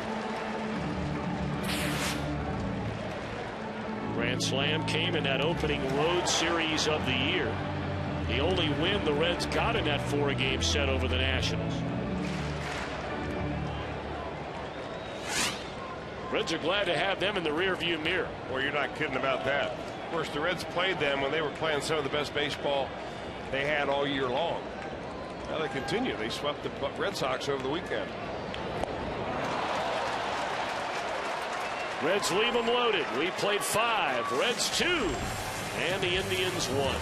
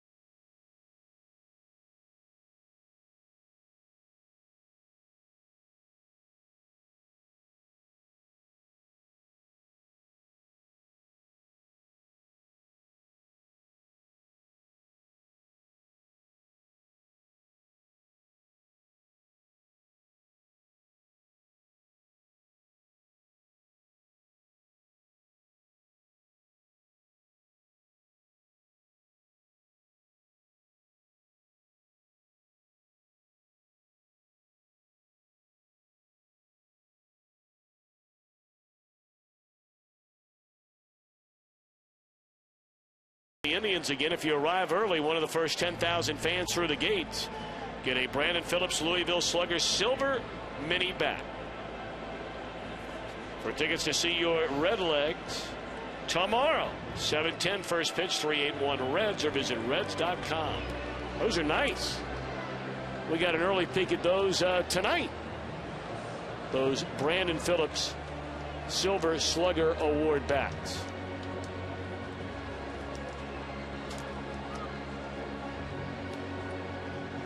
Reds 2, Indians 1. We're set to begin the top half of the 6th inning. And here's Johnny Cueto once again. Spinning another dandy. He had the 2 hiccups. Mentioned the outing against Atlanta, the game against Colorado, just bad nights. Well, this is now 3 straight starts, Chris, where he's back to being Johnny Cueto. There's a broken bat by Cabrera to begin the 6th inning. You know, you get off to the start that Johnny Cueto had this season. Everybody raised the bar of expectation, saying, hey, he's making it look so easy. It's got to be easy. Why can't we expect him to go out there and pitch to an earned run average of 1 all year long? Well, it just doesn't always go like that. The same way that Aroldis Chapman has shown Reds fans that he is human, Johnny Cueto human too, but it's how you bounce back. Coming off the longest outing that he had since May the 4th, his last time out, that against the Pirates, 7 2/3 innings. He's in a groove right now, being very efficient with his pitches, throwing first pitch strikes. And he's gone to a lot more fastballs here than it looked like he would when we first saw him in the 1st inning.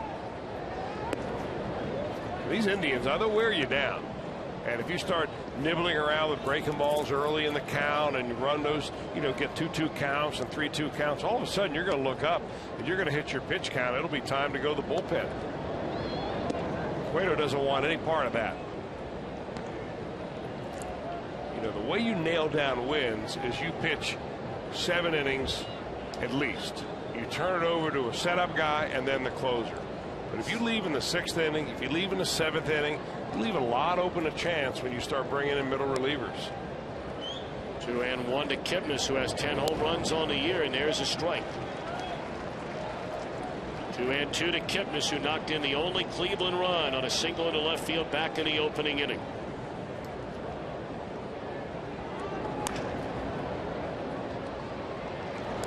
Again on the ground to Votto, and there are 2 gone. Now, one area where Johnny Cueto has been very good is against right-handers. As you see the numbers that he has against right-handers, a 192 average. The lefties, though, not quite so good. All of the home runs he's given up have been against left-handers.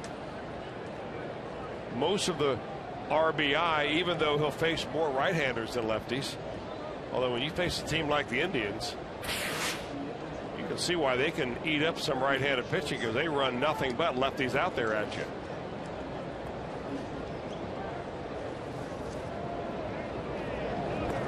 This Cleveland team, from an offensive standpoint, is very interesting ball club. We talked about the fact they don't hit a lot of home runs. They are more of a National League team in terms of their style of offense. Playing small ball, they steal a lot of bases. Bat goes flying, and thankfully not in an area where anybody's sitting. But the disparity between playing at home as opposed to on the road is quite staggering for Cleveland. As you get a look at his bat flying into the well over by the camera. But Progressive Field has always been considered a relatively good hitter's ballpark. Well, Cleveland has had a terrible time scoring at home, but they lead every team in the major league scoring on the road. Over 5 runs a game. Go figure.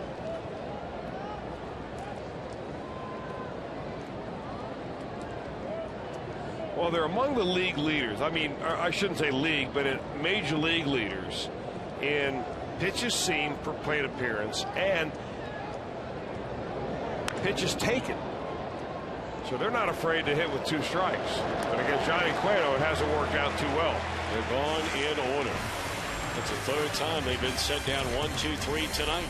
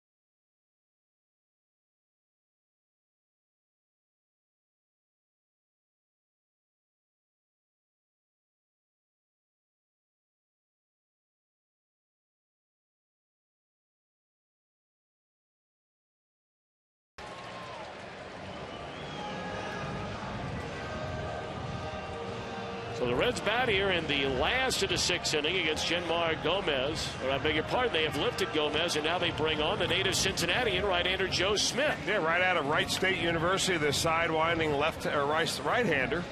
28 games, so Maniac that leans on him a lot. Well, he's the kind of guy that really give right-handers fits.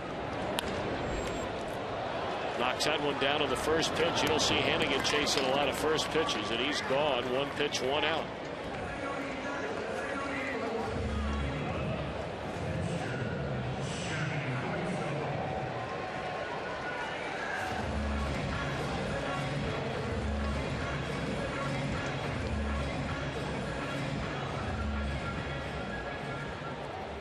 Talked about it before. Smith, born, raised, grew up in Cincinnati, grew up out east, Claremont County, went to Amelia High School. Then Chris mentioned he enrolled at Wright State without a scholarship.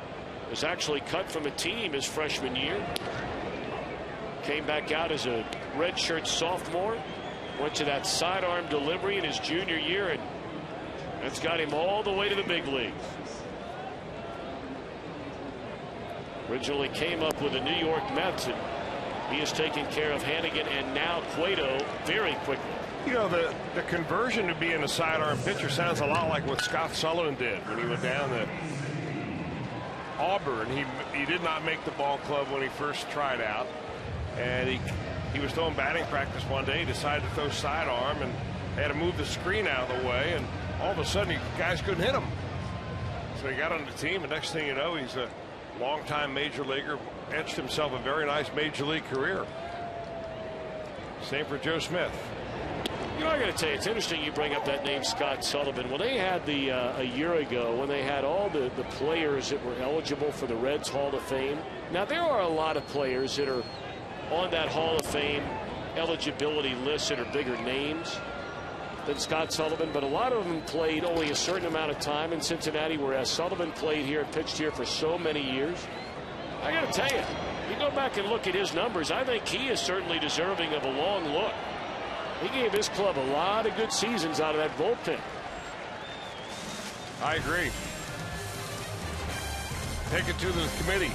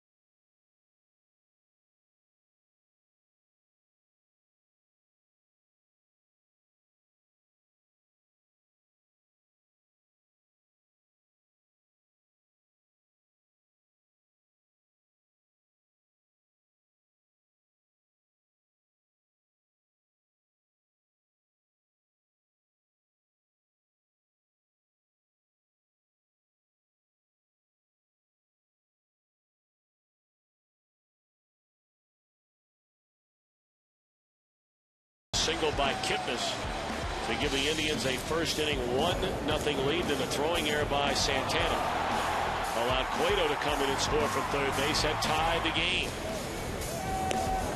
Johnny Cueto went to work. He has only allowed 2 hits ever since that Kipnis single. Reds loaded the bases in the 5th inning, and Jay Bruce broke the tie with a fly ball to shallow center. Reds left the bases loaded in that 5th inning when Ludwig struck out.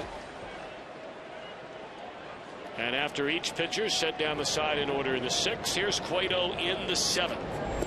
Michael Brantley came in with an 18-game hitting streak, and he's 0 for 2 tonight. Strike one.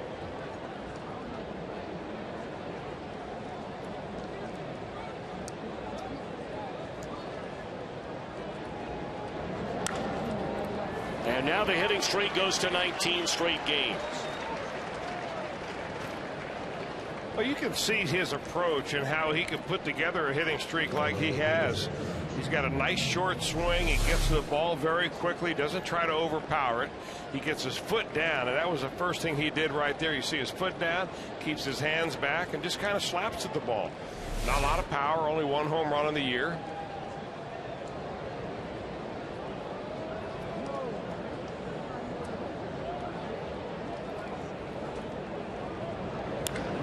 Ball is hooked foul off the bat of Johnny Damon, who was struck out looking and grounded to third.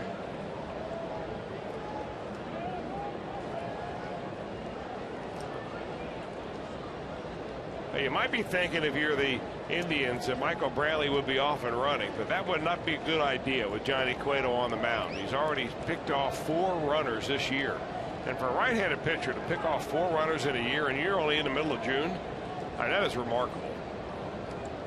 You don't realize how quick his speed are and how fast that move is until it's too late.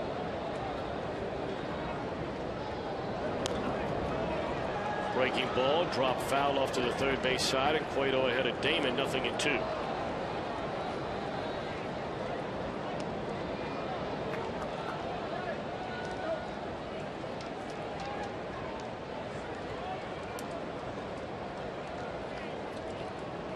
Told you the Indians came into this game leading the major leagues in walks drawn. Cueto has yet to walk a batter and only had 4 3-ball counts in the game. There you see 4 pickoffs. Of course, Kershaw, Burley, Capuano, and Wolf. Alluding to what Chris just mentioned a moment ago, all 4 of those pitchers are left-handers.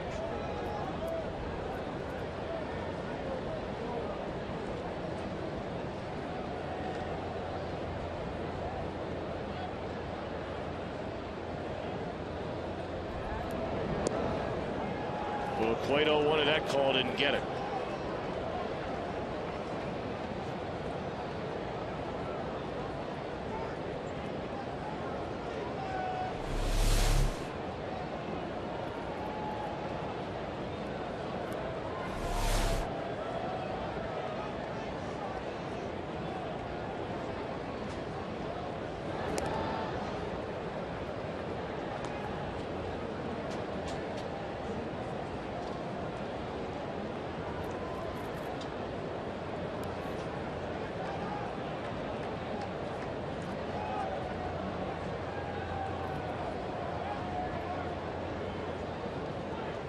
One ball and 2 strikes, and it's popped up.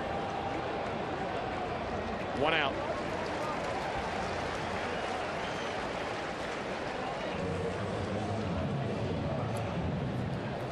Well, if you're hitting the road, take Fox Sports Ohio's coverage of Reds baseball with you this season by subscribing to MLB.tv. Visit Reds.com to order and get more details. MLB.tv, baseball everywhere.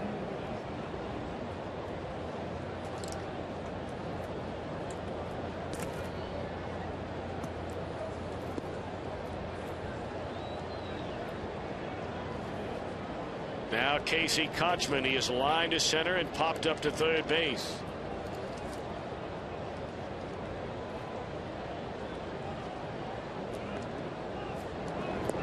Strike one.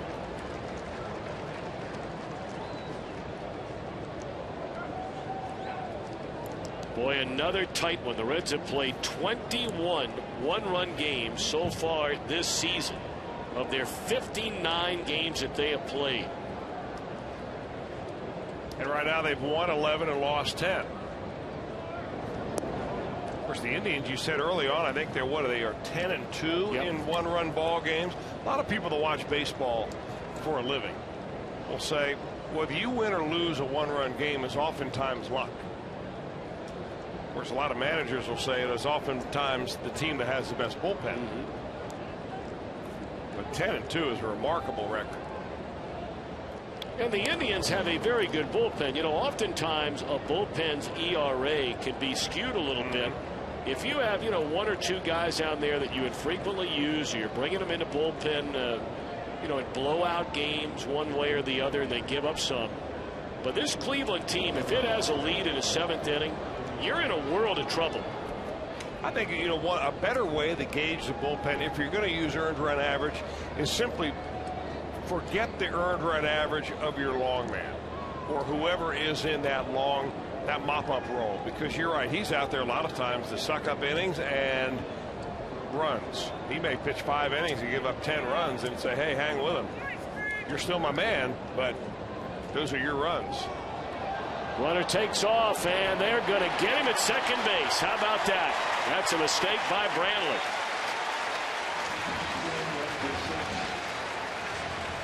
And it was good keep your cool out there by Johnny Cueto.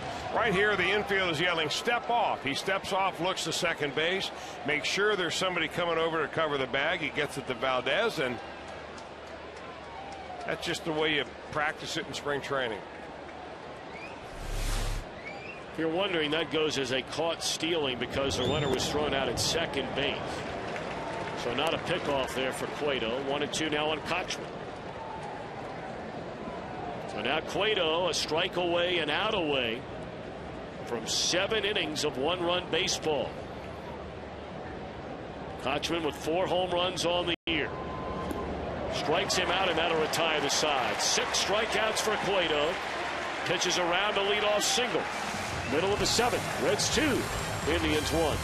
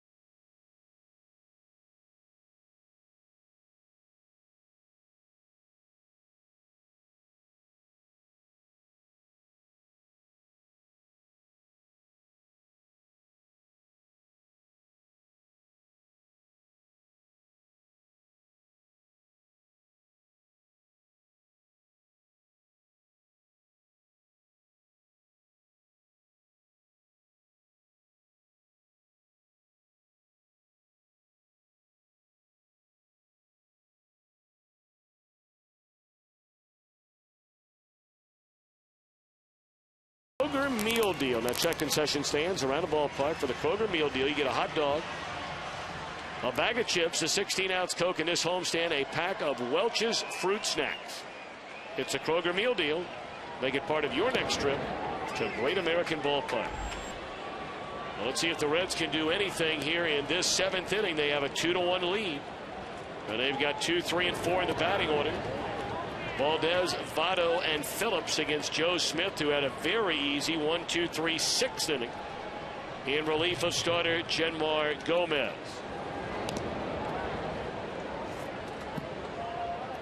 Now, Reds fans, if you're in the restaurant industry, let JTM Food Group help you with great tasting, healthier products for your menu. JTM.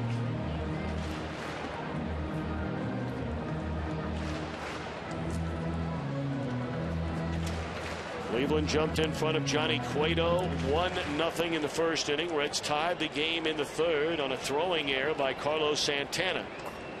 And Jay Bruce had a sac fly run batted in to break that tie in the 5th. Here we are in the 7th. And Valdez has his 3rd hit tonight.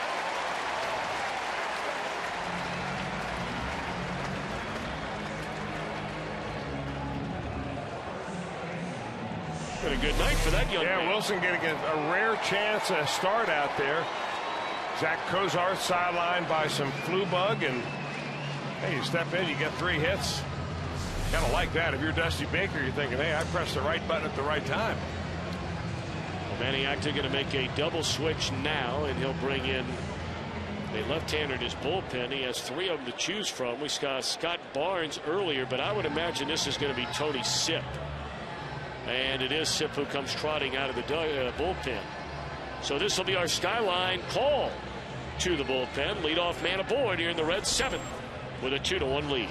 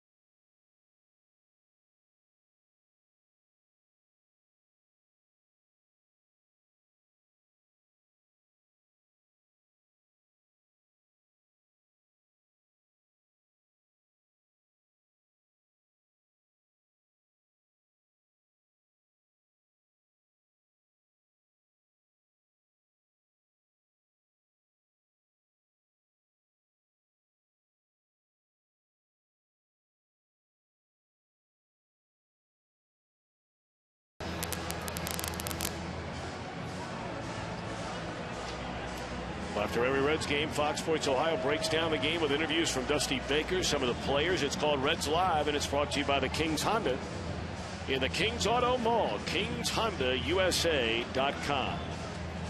Left-hander Tony Sipp comes on to face left-handed batting Joey Votto. He's a 28-year-old left-hander from Moss Point High School, Moss Point, Mississippi. Went to Clemson. Clemson that was ousted by University of South Carolina, I guess, who are on their way to going to the College World Series once again. But look at the splits on Sipp. Even though he has struggled here recently with the Indians, he still holds left-handers to a very low batting average.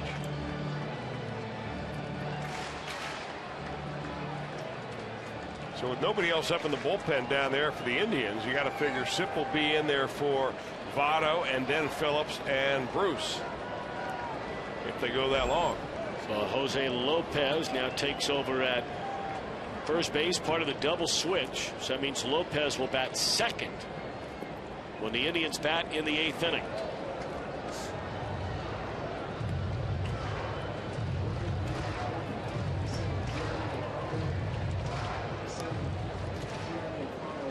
A right-hander now loosening in the Cleveland bullpen. Right-hander Jeremy Accardo.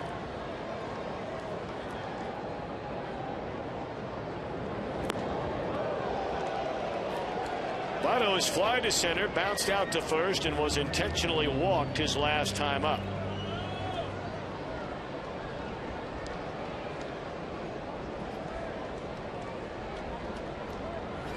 And there you get a look at Accardo.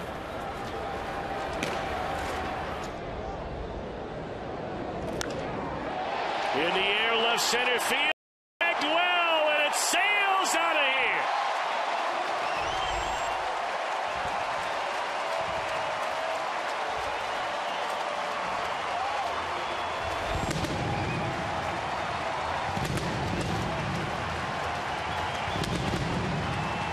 Votto, home run number 11, RBIs 39 and 40, and it's a 3-run Cincinnati lead.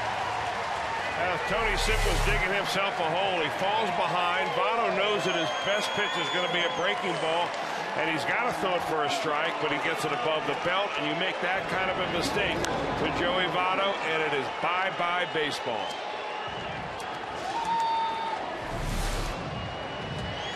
It's unbelievable, isn't it? That guy is good. He's real good. Wow.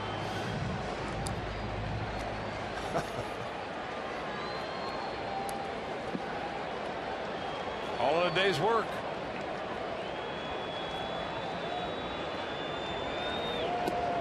Well, now Brandon Phillips, still nobody out here. A leadoff single by Valdez.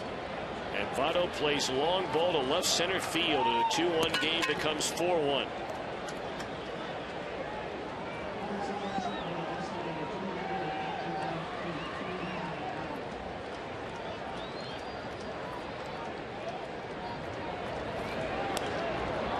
Phillips lifts a fly ball into left center. That's playable for Damon. First out in the inning.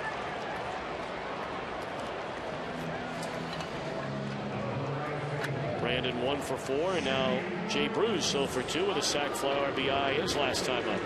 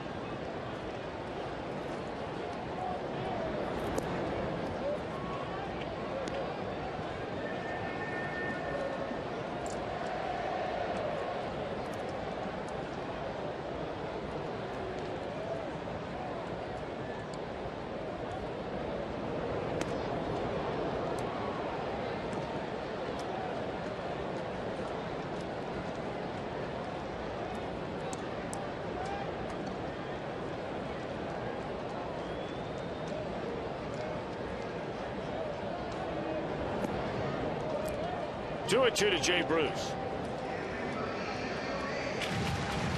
Not a whisper of activity right now in the Reds bullpen, and really, why should there be? I mean, it has virtually been a stress-free game. Of course, that's easy to say sitting all the way up here. Chris, you've been on the mound, but Cueto has only allowed 5 base hits, and 2 of the 5 came in the first inning.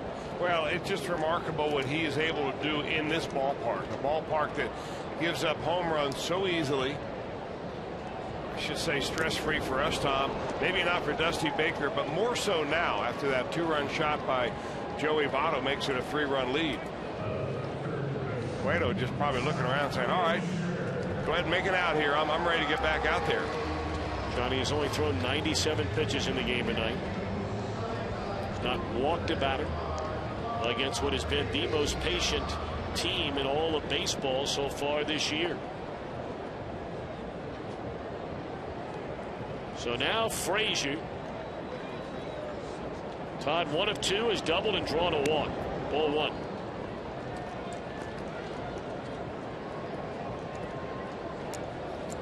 Baltimore in the bottom of the 6th inning, a 4-2 lead over the Pirates. White Sox continue with a 2-0 lead. That game in the 4th inning now in St. Louis.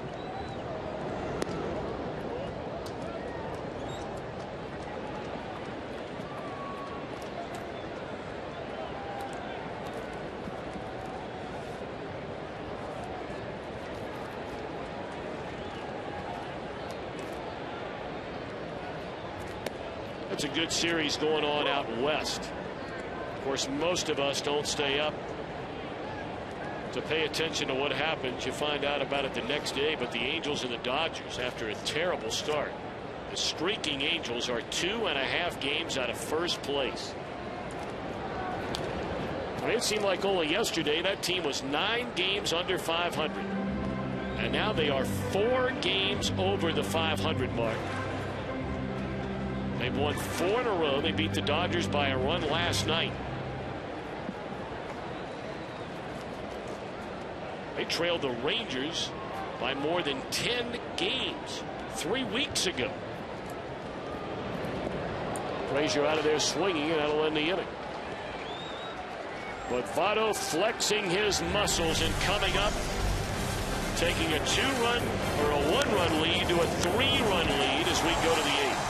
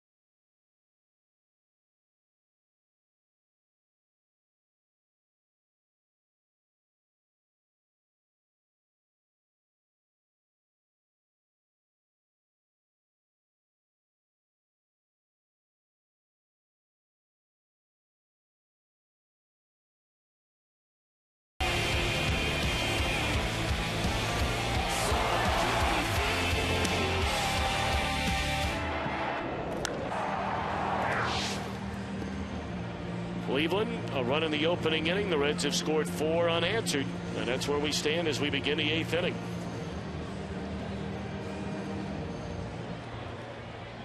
Nearly 25,000 on hand here tonight for the opening game of this 3-game series. They call it the Ohio Cup. They'll play 3 games in Cincinnati and turn around next Monday, Tuesday, and Wednesday and play 3 in Cleveland. This is what you want out of your starting pitcher who's at the top of your rotation. A guy that just smells the end of the ball game and really go gets it. If we could see that again. Look at his batting average against first through 6 innings. Pretty good, 272. But from 7th inning on, that's when he really tightens it up. Now, obviously, if you get through the 7th inning, you've had a good night anyway. But you don't want one of those pitchers out there that when you get through the 7th inning, you start looking over your shoulder to see if somebody's warming up in the bullpen. With Johnny Cueto, he's the throwback. Wants to finish what he starts, and if not, he comes out of the ball game kind of kicking and screaming, saying, hey, I can still be out there. You know, a lot of times that can be a very misleading stat because, you know, it might be only, what, 2 or 3, 4 starts out of 12 where you're going into and through the 7th inning. Well, in Cueto's case, this is the 10th time he's done it in 13 starts. Yeah.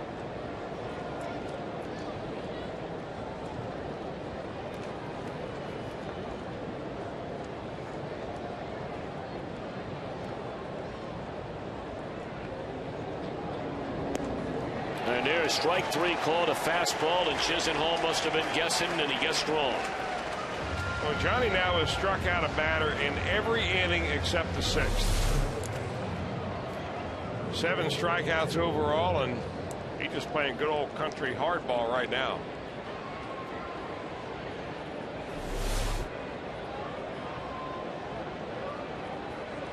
And now Jose Lopez bats for the first time since coming on as part of the double switch when Sip came into the game. Charged 1 of the 2 runs to Smith. He allowed the single to Valdez to open the 7th inning before Votto homered against Sip.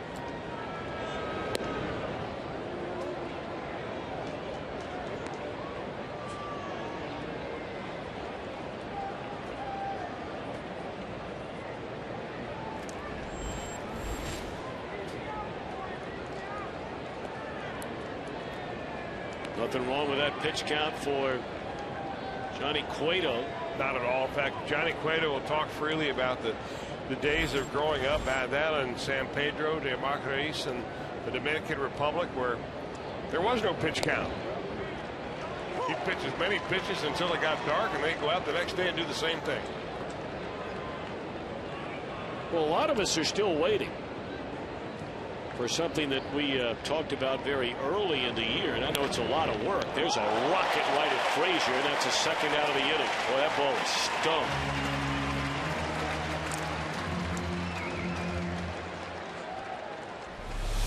Well, look quick. They called the hot corner for a reason.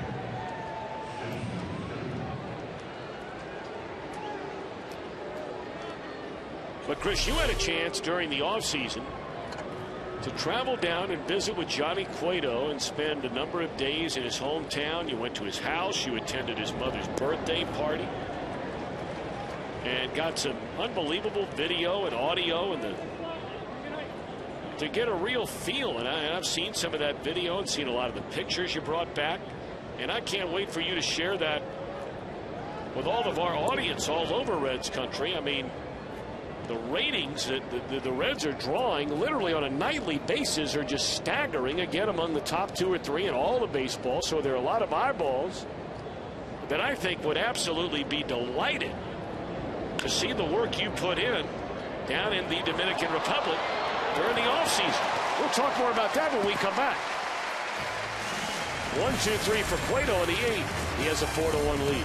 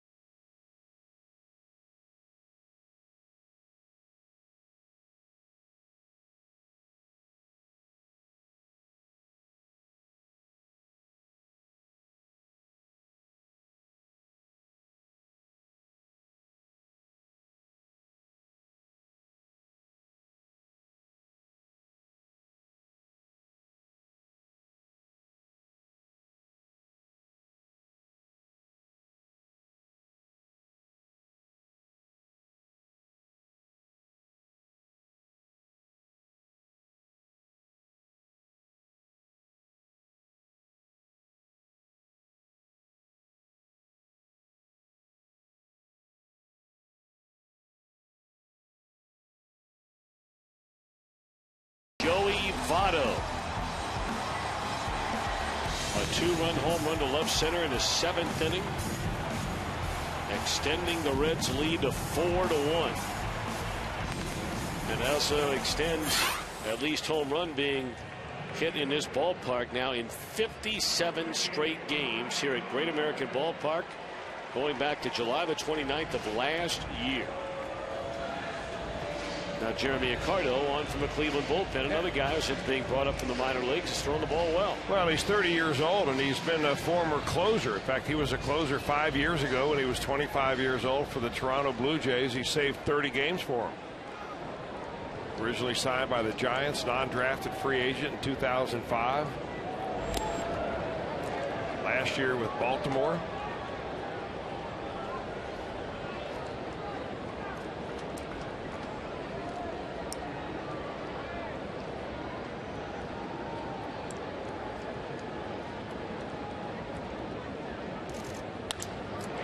Hit off the end of the bat, and that drops into right center field. A base hit by Ryan Ludwig to open the Reds' 8th.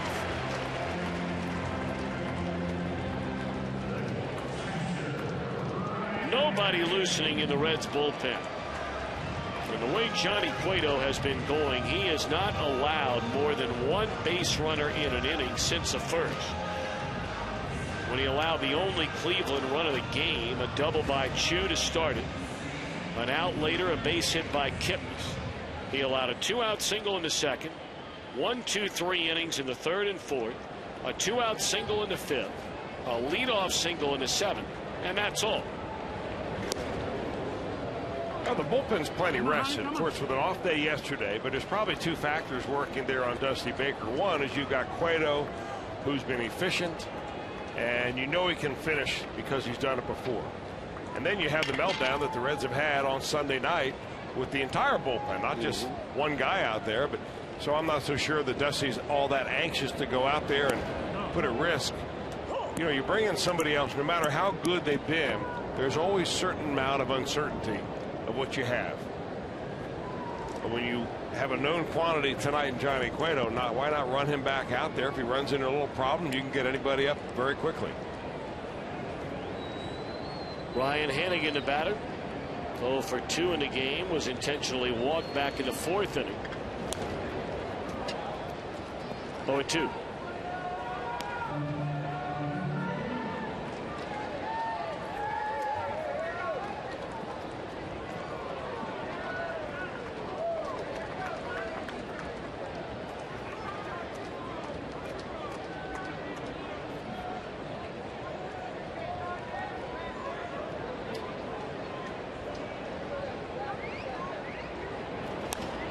And that's served into right field. That'll fall in a hit, and Ludwig making a turn. Here comes a throw into 3rd, and it gets by and into the dugout, and the run will score.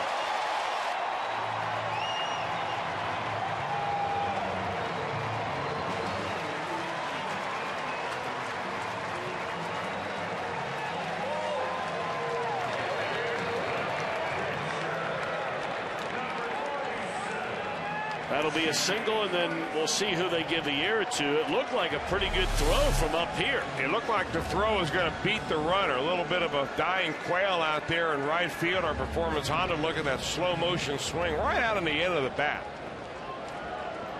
But Chu comes hard. He's got a good arm, and this ball is very catchable. Maybe into the sliding runner there as he goes into 3rd base, but Chisenhall kind of olayed that ball, didn't want to get out there and get it, and I'm not sure who gets the error right there, but they're going to give it to Chu. I'm with you. The only thing I can think of is maybe, you know, the runner sliding and the 3rd baseman didn't see the ball. In a play like that, I still go back, Tom, to the fact that it's kind of like that throw him out at 2nd base. When a catcher throws it in short hops, a middle infielder, and the infielder goes out there and he tries to quick grab it and then make a tag, and the ball goes into center field, the runner goes on to 3rd, instead of actually getting in front of the ball and blocking it and saying, okay, we're going to give you the base, but I'm sure not going to let that ball go into the dugout and a run score. And you see it happen a lot, and here it really benefits the Reds. 4-run lead now. Cueto the batter with a runner at 3rd, little dribbler out in front of the plate. Santana going to throw. He'll get Johnny for the first out, staying at third. Hannigan. Crowd will applaud the hustling Johnny Cueto.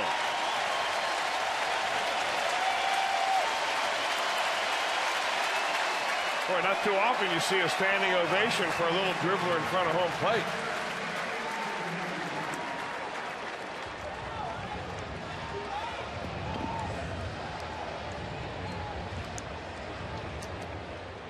And you notice there was a time a couple of years ago, Chris, probably, well, maybe 3 years ago now, where Cueto would have legged it out to first base like that.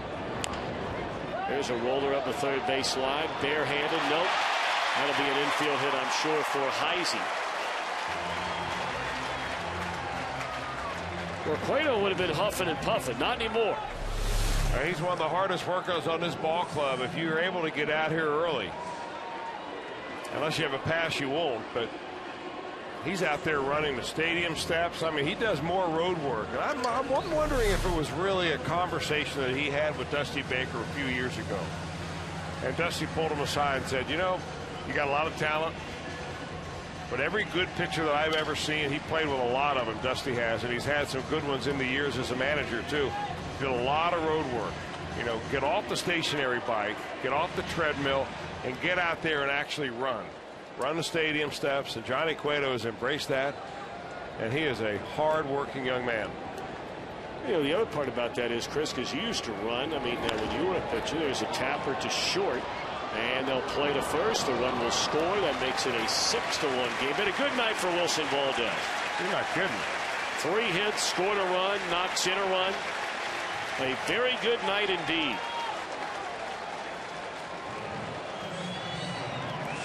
Well, there's a big difference between getting on the treadmill and, hey, I give it up to anybody in the world goes out there, runs 3, 4, 5 miles on a treadmill. But it is a world of difference running on a treadmill inside where it's probably air conditioned, as opposed to even coming out here on this warning track before a game and running 2, 3, 4 miles in the heat. A lot of it really, Tom, might be mental. I mean, from a physical standpoint, you can probably get as good a workout inside sure. and push yourself, but it's coming out here and doing it on the field where you perform and not quitting early and taking that extra lap, that extra mile that you need. Because what you don't want to do when you're in the 9th inning is you think back on that one workout that you had and you decided to call it in early. But if you never called it in early and you worked right to the very end each time out there, when you're in the 9th inning, you can call back and say, you know what, I've worked for this inning. This is why I did that extra lap. This is why I did the extra set of steps. And I think Johnny Cueto falls in that category of guy that will do that. And that's the kind of sacrifice. He wants to be the best pitcher in the league, period. He's not satisfied with just being okay. Just like this guy at the plate. You're right. I mean, it's the same thing. Votto just never stops. And I think a lot of us always ask the question, and you see it in all different walks of life, is, you know, why can't everybody work like fill in the blank? Well, you know, all of us are just wired different. But this guy, and now Cueto here in recent years, there's a reason why they are the best. Yeah, they're blessed with great talent. There's a lot of guys out there blessed with great talent. Yep.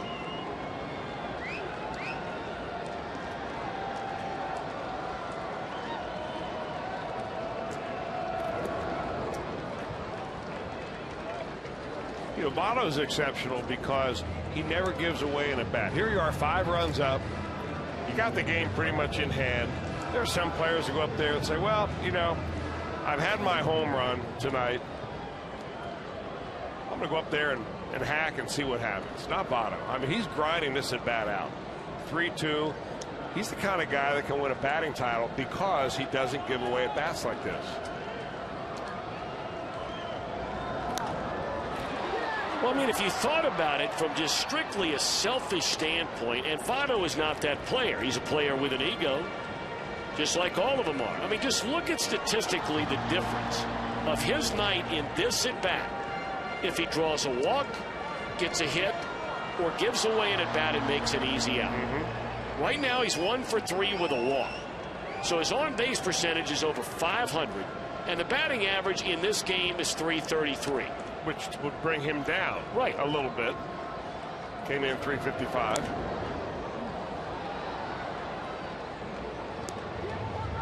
Well, Joe Morgan, when we were in Houston, and Chris, I know you were on the radio side on that trip, and you know, Joe Morgan came in and said of all the players he's ever seen, he said the closest thing he's ever seen to Pete Rose in terms of a player not giving away a single at bat would be Joey Votto. Yeah, I agree. And look at that. I mean, look at that. 2-hit night, you get another RBI. The guy's something. He is simply something else.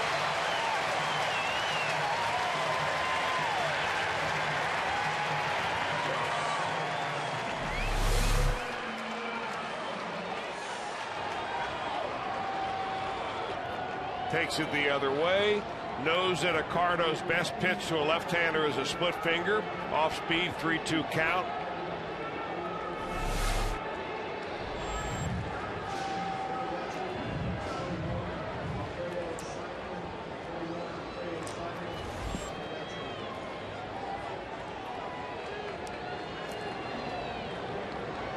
Now Brandon Phillips. And there's another base hit. They just keep on coming. Reds have scored 5 times in the last 2 innings alone.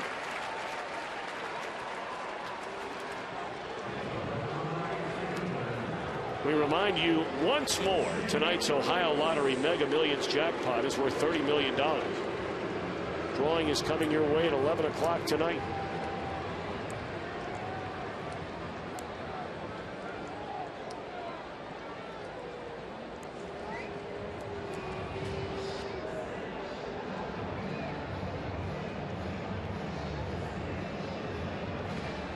Well, Chris, I've let my main man Luke sit here quietly all night long. He's been such a good boy.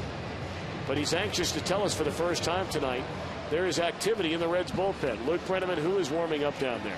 Alfredo Simon. Thank you. Nice job. Hey, Luke, let me ask you a question. How's your dad? How is it playing for your dad as a coach? Well, it's really fun because he puts me in the positions like that I really play, which is catching shortstop a lot, and I like it. But when I miss a ground ball, like in a game, I'll look back at him when he's in the dugout, and he'll do probably a really mad face at me. Well, Luke, you're never allowed to come up here again after that. There's ball 1 down low to Jay Bruce. Good boy tonight. You have been a good boy. Thanks for all the crew for allowing me twice a year to have a bring Luke to work day. There's a pitch in the dirt. Luke, does he get on the other players when they make a mistake on a ground ball, or does he just get on Luke Brenneman? Just on me. That's you know what? You know what? Some of the parents might disagree with that. Well, I'll tell you, it's not uncommon. You know, when I was growing up as a boy your age, I played for my dad, and I always thought that he got on me more than the other guys, too. But hang in there, buddy. He can handle it. He's a ball player. And anytime you make a mistake, just look out to your dad and say, Dad, how we looking? There's a tapper down to third. Well, the Reds have scored 5 in the last 2. So, Mr. Welsh, we go to the 9th, and I ask you a question. How we looking?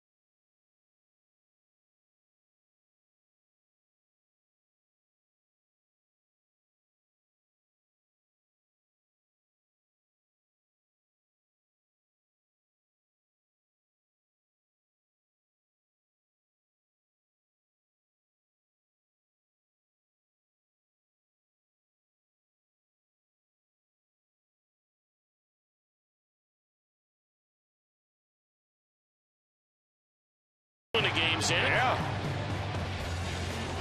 And how about the pitcher on the mound? You recognize him? Well, Brett Tomko on the mound. Of course, now Brett Tomko down in Louisville, toiling for the Louisville Bats, and David Bell down there still has that dream. Boy, he's etched himself out a nice major league career, did Brett Tomko.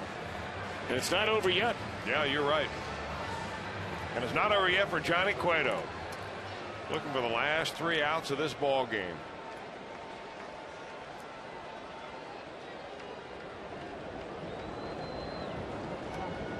So he'll go right through the teeth of the Cleveland batting order. Asdrubal Cabrera, Jason Kipnis, and then Carlos Santana. Cueto gunning for his 2nd complete game of the season, and this is his 13th start.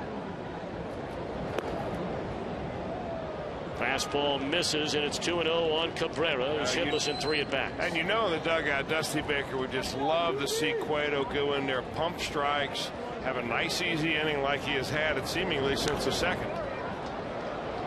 Well, that'll help you if guys are swinging 2-0 behind by 6. And did a fan? Yep, a fan touch that ball as Ludwig was trying to go into the stands, bringing back memories immediately of the Bartman ball down the left field line. Perhaps not quite the drama.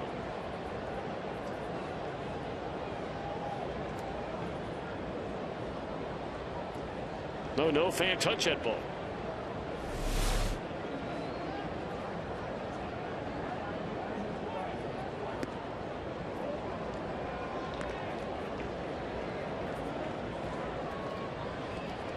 Well, the Reds 3 outs away from Cueto getting a complete game. They're 3 outs away from pushing their record back to 6 games over the 500 mark. After a couple of very tough losses over the weekend against the Tigers, especially Sunday night.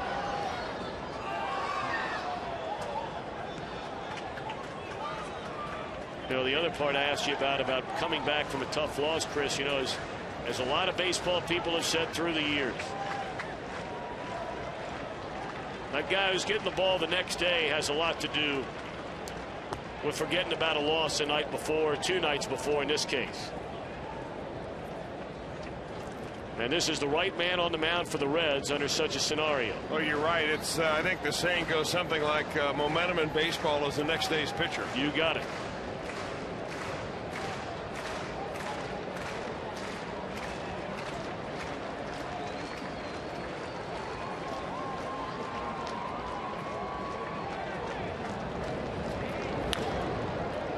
Hit hard, but right at Phillips to the glove side. 1 out in the 9th. Dusty Baker's up off his perch. He's talking to Brian Price, and I'm wondering if he's decided on a hard pitch count limit for Cueto. You know, he's at 117 right now. He's got 2 outs to go. He's got Alfredo Simon down the bullpen who's been throwing. He's seemingly ready to go.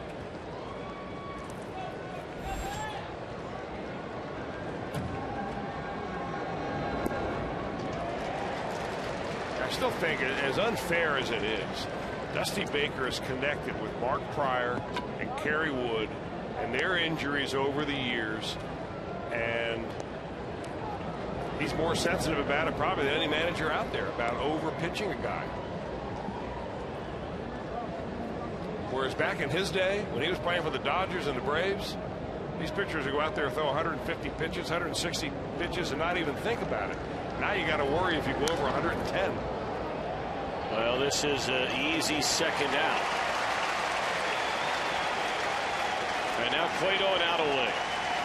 You're wondering the all-time career high for Cueto pitch count in a game. September the 12th of 2010, he threw 124. He threw 120 in a start earlier this season against the Houston Astros.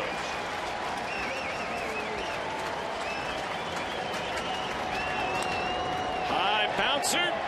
What a pickup, and that's away. Oh, they didn't get him. That'll be an infield hit, I would assume. That throw just did lift Votto off the bag.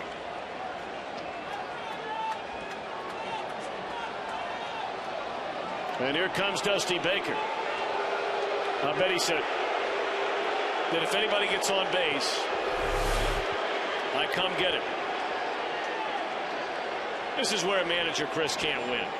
You really can't win. Well, not nowadays you can, No. Tom, because there's so much written, and there's people that have somehow said the hard pitch count should be at a certain thing.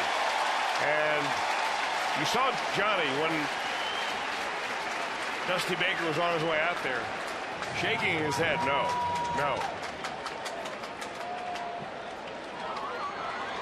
And believe me, Chris, you were there in the booth. I was there in the booth. Did a lot of the Cubs games that summer in 2003 and into the fall, and I did the league championship series. If Dusty Baker would have walked out to the mound in September, when Mark Pryor's on the mound trying to pitch him to get into the playoffs, he'd have been booed out of the ballpark. We're thinking about taking him out. And this is the way the game's going to end. He leaves him in, and Cueto says, thank you, and I'll take care of that. Johnny Cueto, a complete game. Allowed a run in the first inning and never looked back. 6 hits he allows to the Indians, and the Reds come away with a 7-1 win.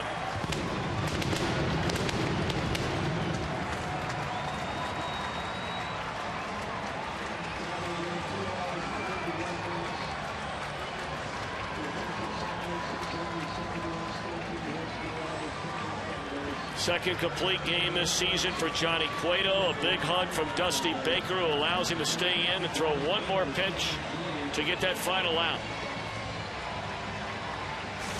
Big night for Wilson Valdez. He had 3 hits. Votto hits a home run. Reds roll 7-1, our final.